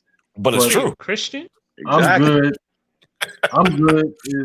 As long as they don't hit me in my face, I'm good. I can take body shots. But you're taking those shots though. You know what I'm saying? Being a Knicks fan, yeah, you are taking those shots, bro. Come on, man. I try to rationalize it. I just I can't let go. It's intoxicating. I just can't let go. Oh my God. So you talk about me being into that. He into that. You know, as a matter of fact, the last show, this guy, Mr. Bishop there, was teasing me about being in an abusive relationship. And I'm like, no, sir, it is you. You that are in the abusive relationship. That's how I recognize the signs. Shut up. But I think Bishop likes to be slapped around. It wouldn't surprise me. Talked down to. It wouldn't surprise me. You know what I'm saying? That's all good. It's all good. Imagine being a Jet. Imagine being a Jets and Knicks fan. No way. That's why I can't wait for baseball season. We can talk trash about the Yankees all we want. But guess what? The Yankees are going to at least keep me interested for a whole season. Exactly. They're going to have they'll make a run to the playoffs, and they'll put a good product on the field. Right. Exactly. There you go. That's you know what? You want a championship, but at least you're in the running. You understand what I'm saying? At least you're in the fucking running. Yeah. You understand what I'm saying? You know, you can't say the same with other teams, you know? Weird. But as a fan, again, I've seen enough Yankee World Series in my lifetime. But as a fan, all I want is for you to stay competitive, keep me interested. That's it. Have me hang around. Okay, if my heart gets broken in October, all right. The only painful thing is when my heart gets broken in October, here comes the Knicks. Oh, right. Shit. Oh, Jesus. I mean, wow, what a consolation prize. But they are going to make it ain't much. That's playoffs this year. We're gonna see. We'll see. I'm gonna hold my opinion on that one. Listen. Well, you think about it. If you think about it, the major problem with the Knicks last year and being in the Eastern Conference, you don't have to be really good to make the playoffs. You just have to be consistent. You just have to be consistent in what you do, and if you're consistent in what you do, you'll be good enough to win like half your games. Okay. All right, that's a fair assessment.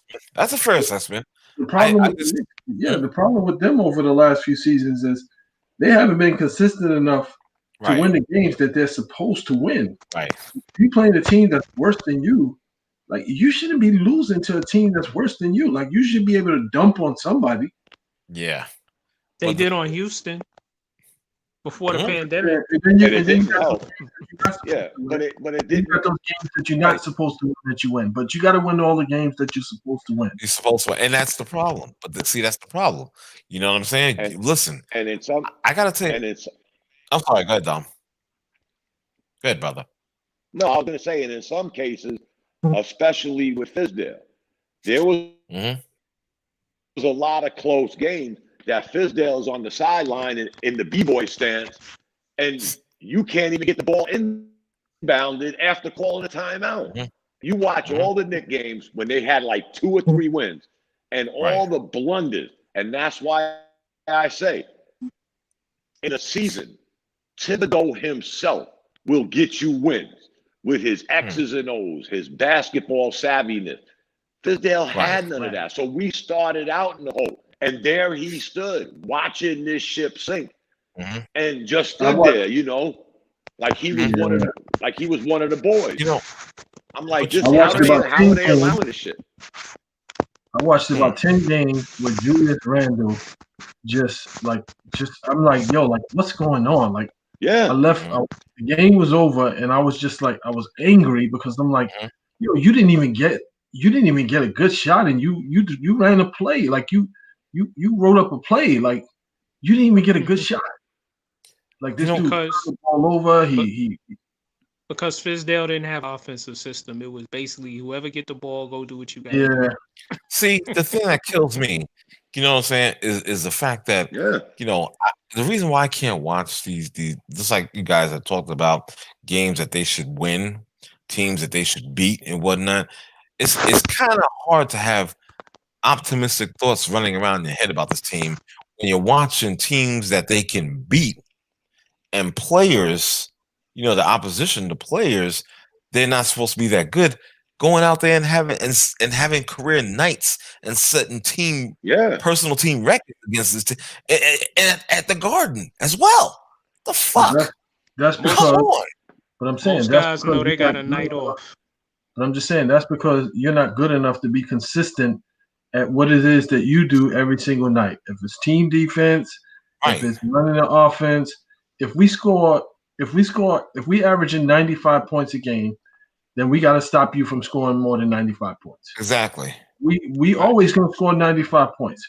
I just can't let you score more than that. So that 95. Means that I'll be better defensively. Right. And they never held anybody accountable for defense.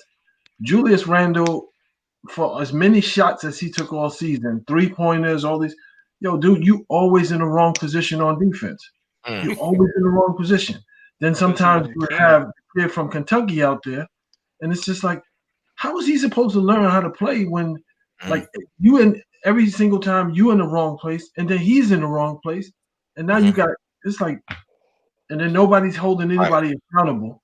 No, nobody's holding anybody accountable. So you lose games to teams that have worse records than you, or you play a team that the eighth man comes off the bench and lights you up for like 10 3-pointers. He got 30 points. And it's like, who is this person? Like, who is this person? I've seen that. What's funny is I had my job.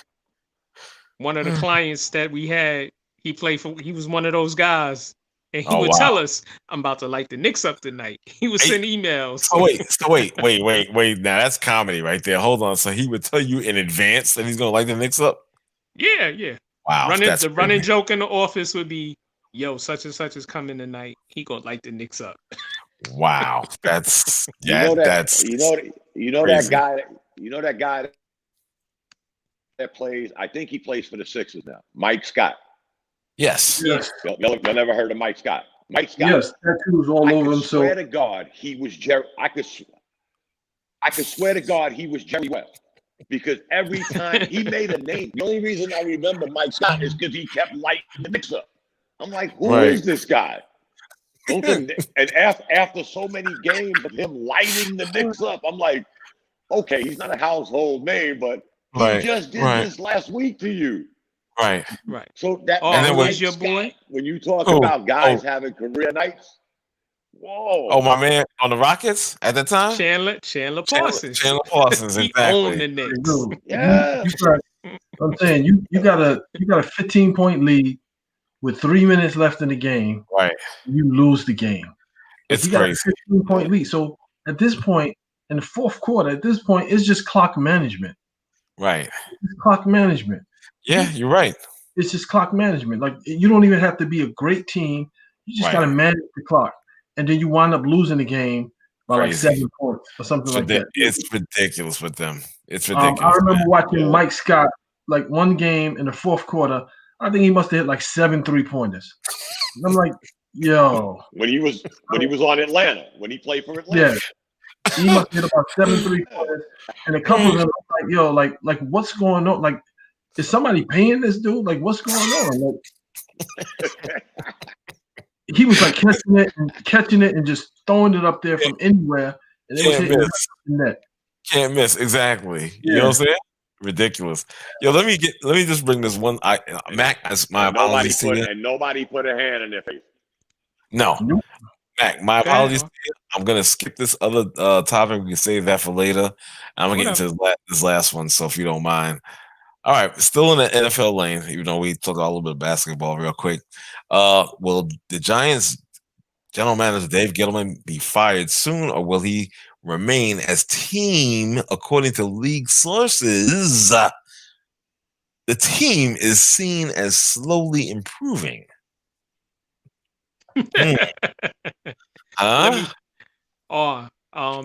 talking offline earlier today. Right. Yes. And we were talking to people on Twitter.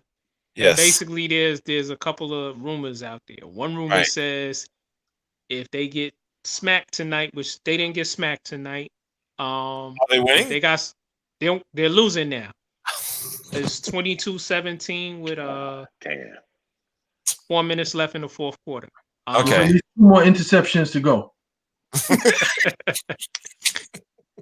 If they got smacked around, Gettleman was supposed to get fired. And then there's the other report that says, no, we didn't say that. Actually, the team is doing good. We see improvement. Mm-hmm. He needs to go. You may feel like that. I may feel like that. Bishop may feel like that. And of course, Dominic may feel like that.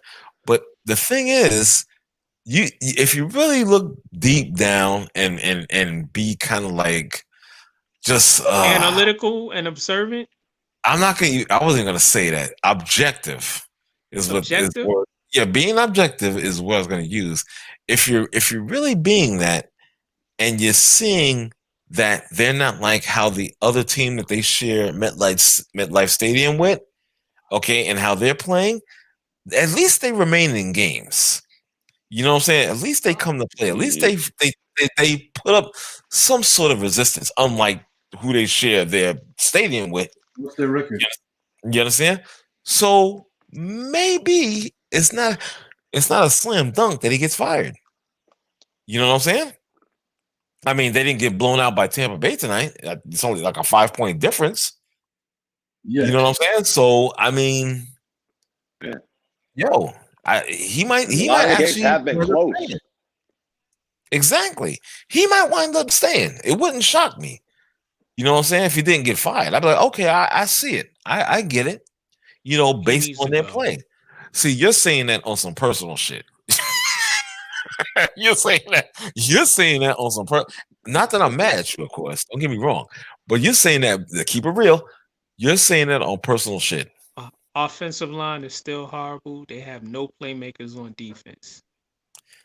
But they're still playing. They haven't given up. Even with their record, they haven't given up. You gotta give them credit. You might have to give them credit. They still losing. You may feel like that, but there's others that don't. Yeah, you drop your phone. What's their record right now? Yeah, I dropped the phone. What's their record right now? 1-7. Their record is what? 1-7. Yeah. How's it 1-7? We're not even 1-6. Okay, yeah.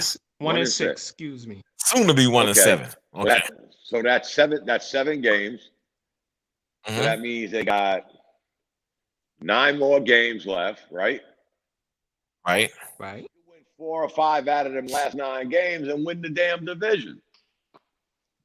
They still got to play the Eagles, the Cowboys. You know what? Not for nothing. He's correct. Not for nothing. He's correct. How would the experts say it? They're not mathematically eliminated. Exactly. Considering who they still have to play. Right. Right. And they got a couple of divisional games left. Yeah. And say that happens where they make the playoffs, Dom. They get smoked in the first round. Okay. He's still saved. Hey. He's still saved. Hey. He's still saved, dude. He's still saved. Yeah, he's still saved, no matter what. He's still saved. And I'll be unhappy. Well, you and maybe many other Giant fans will be unhappy as well. But the bottom line is, dude, they just like Dom basically said what I said. They've been competitive. They haven't been blown out. The games have been close. And Danny Dimes is Kirk Cousins, Eli Manning 2.0 with his picks and fumbles. He threw 2 tonight. Okay. And they're still only 5 points behind. Right. With about 4 minutes left. Don't worry, he's straight for at least 2 more. Even with 4 minutes. Not in 4 minutes. One more. Yeah. He got 1 more in. I would think they wouldn't even want what's the name out on the field, so I could see a 3 and done. A 3 and done. God. Ball back. Then he gets the ball back and throws another one. It's like, him and Cam, they're doing that same training. Bishop, let me ask you a question, man. Who is your team, by the way? Is it the Giants? I'm a Giants fan. How did I know that? How did I figure that? I'm a Giants fan. I keep it real. I keep it New York. And you know what? And I respect that, brother. New York, win, lose, or draw. Win, lose, or draw, I'm New York. Yankees, Giants, and the Knicks. I don't know if I could co-sign that one, but I respect you. You know what I'm saying? I take it in the face all the time, but hey. And you like it too, don't you? That's just how you like it. Ladies and gentlemen, the views and opinions on In the Paint. The following views are not actually represented by In the Paint here. Okay. Yo, he set me up lovely for that. That was the best lob ever. Yeah, that was. I'm not gonna lie. I was like, do you realize who's on the line with you right now? I had to get him. So in other words, he want to have consistent Wi-Fi. And now he want to talk. He's like, it's been like 2 months. And he finally able to be on the call, right? Consistently, and now he want to throw shots. Right. Remember, I can mute your mic, man. You better see how that is. Ain't gonna be too many Wi-Fi jokes. You should have went. You should have went to your phone a long time ago, Mark. I mean, it looks so clear. Thank you. Hell yeah. The phone is hot though. So put some gloves on, or take a paper towel, whatever you need to do to make yourself actually fluid. No, that's not what I mean. The phone keeps sending me a message, and I'm hot. It's gonna turn off in a minute. So oh Jesus! I'm damned if I do, damned if I don't. Where are you at? Flip top. He just upgraded from a flip top. Bro, yes, I know where you live at in Charlotte.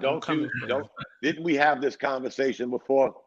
Right. Didn't we have this conversation with Mac before about iPhones? And guess what? When I flipped, I didn't want to go back inside and get my other iPad. Right. So I flipped to my phone. My phone ain't hot. It ain't hot at all. Nice and cool, isn't it? What kind of phone is that gives you a message just getting hot? He got that cheap. See, look at it. No, he don't even the Samsung is the king of Androids. He don't even have that. What do you got, Mac? None of your business. I can tell you. Okay, he don't want to tell you. He's ashamed of a good reason. He has a fucking LG. Who the fuck has an LG, son? I told him about that shit. I told him about that. I said, why are you? They make refrigerators and TVs. Exactly. Yup. I have a microwave, a built-in microwave as an LG. Bro, it's pretty good. I'm trying to tell this cat. He's like, signing off. I'm signing off forever. Goodbye. I told this dude. LG means. Yo, God. I told him. We're gonna do a GoFundMe. Bro, exactly. I was like this. I said, yo, Mac. I said, don't get no LG. Nah, son. I'm gonna get the LG. Yeah. He got the LG. He got the LG with Sprint. Hell no. Hell no. I hate Sprint. Yeah. Oh, God. I told this cat, man. I said, don't do it. Don't do it, Mac. See, here's the real issue. LG stand for Life's Good. LG. I didn't know they made phones. Exactly. No, they don't. I'm telling you, they make refrigerators. Yeah, except on your phone. Let me tell you something. I didn't know they made phones, Dom, I offered him. I said, yo, I got an extra iPhone, son. I'll sell it to you. He's like, nah, I'm good, man. I'm good. He sounded like that. He did. He sounded just like that. Yo, you listen to him imitate you, yo. You don't let him do that. You don't let him do that. Nah, I'm good. And I just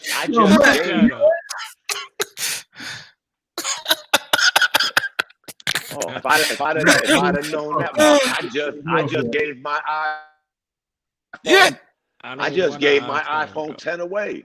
I didn't even sell it. I just gave it away. Wow. Oh, you're crazy. Yeah. He's insane, bro. He's insane. What did he say?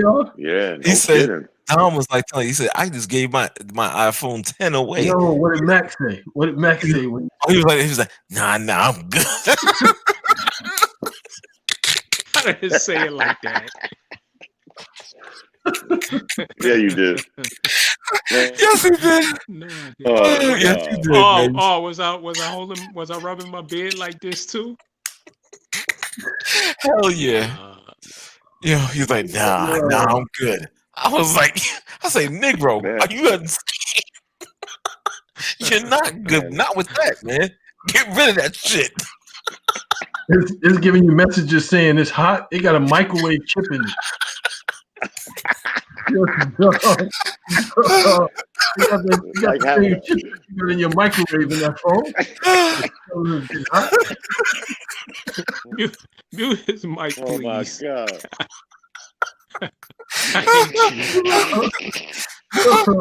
Holy shit. I hate all three of these. Hey, Bishop, you gotta give his phone some credit. At least it's telling him it's hot instead of just blowing up like some go gadget machine. Oh, what is going on? Now you got me touching my phone. 611, I'm telling you right now, turn me off. Man. I'm telling you right now, turn me off. I'm done. Oh my God, I'm up here crying, man. I'm done. I never even heard of that. Like I never even heard of that. Holy shit. Like, I hate all three of you. Well, you do it to yourself, bro. Come on. I mean, really? This is it's like shooting fish in a barrel, man. I'm like, yo, trying to set yourself up, yeah. Exactly. I'm like, bro. I said, I can't even. It ain't like I said to the dude, No, I was gonna say it ain't like we're watching the screen and we see his phone smoking. You said the phone's getting hot. That's kind of weird. I said to this dude, I said to you, I said, yo, stop lying. I said, do you have the Ethernet cable? Yeah, I got it. I said, okay, plug it into your router in the back of your computer. You be good.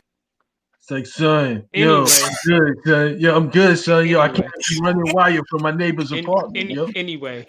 I can't be running wires from my neighbor's apartment. You tell me I can't do that no more. Holy shit. Anyway, let's move on to something else. Breaking the Starbucks at night, man.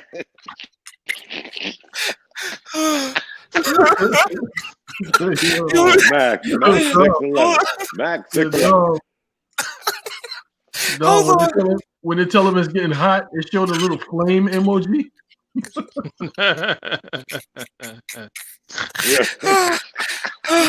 We're gonna change Max 611. We're gonna change his name from Max 611 to Max 911. Danger. Exactly. I never heard of that shit. Man, okay. I'm sorry. iPhone first generation is better than that. Oh man. Yo, y'all are killing me right now, man. Oh my god. Yo, I gotta end this, man. Video call. You trying to do a video call phone? Max, I don't do that. Holy shit. Little smoke signals. Okay, I'm starting to feel bad. I'm gonna buy Max one of those little fans. Get you one of those little fans, Max. Sit it behind your phone. You know, like how confusing. No. I saw a commercial like a little cooler. It was like a little water bottle thermos that you put ice in it, and it fans off cool air. You know what I'm talking about? Yeah, full mess. Yeah. Listen, talk about. I gotta end this. Sideline of the football game. Yeah. Huh? All right, I gotta end this. So I gotta end this. Man. Let me stop. Yo, that got me feeling sorry for his brother, man. We love you, Max 611. Goodbye. Listen, thanks for listen. Hold on. We care. Exactly. Thanks for tuning in. Dom, thanks for coming in. Let me get the hell up out here. Hopefully, I'll see you guys Friday. I don't know about tomorrow night. We'll see. Wait, peace, y'all. Huh? What happened? What happened, Dom? Before you guys go, I'm gonna keep checking every day after these podcasts, and I'm gonna keep going to your Facebook page, and I'm gonna keep telling people where you at. Where you at? All right, people? brother. I appreciate.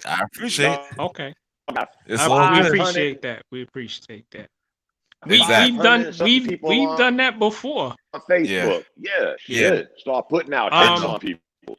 Listen, people, if you like the comedy here as well as the sports talk, go to our YouTube channel, In the Paint Media Group, and also just if you like tonight, come back. Ours incapacitated with laughter. Follow us on Twitter at the real Max 611, and let me see what's. You better get this right, Negro. You better get this right. You better get this right. And real R Jones, and follow us on Twitter in the paint media. I actually felt sorry for him. I love you. Listen, I just came to talk about sports, and I had on my shirt. No, you didn't. And you started with me. So, listen. I just want to say, I didn't mean to hurt nobody's feelings and nothing like that, because I work, and I work. No, you didn't. You came here with an abrasive attitude. I'm gonna come to Charlotte though. Yeah, I'm just saying. I'm to Charlotte real soon, son. I'm gonna see you. Yeah, come on down, man. Enjoy the real life. I'm gonna really see you. The good life. I'm gonna see you with a hug and a beer. Exactly. That's it. We out. Take care, folks. Thanks for giving to the dish. Peace out. Peace out.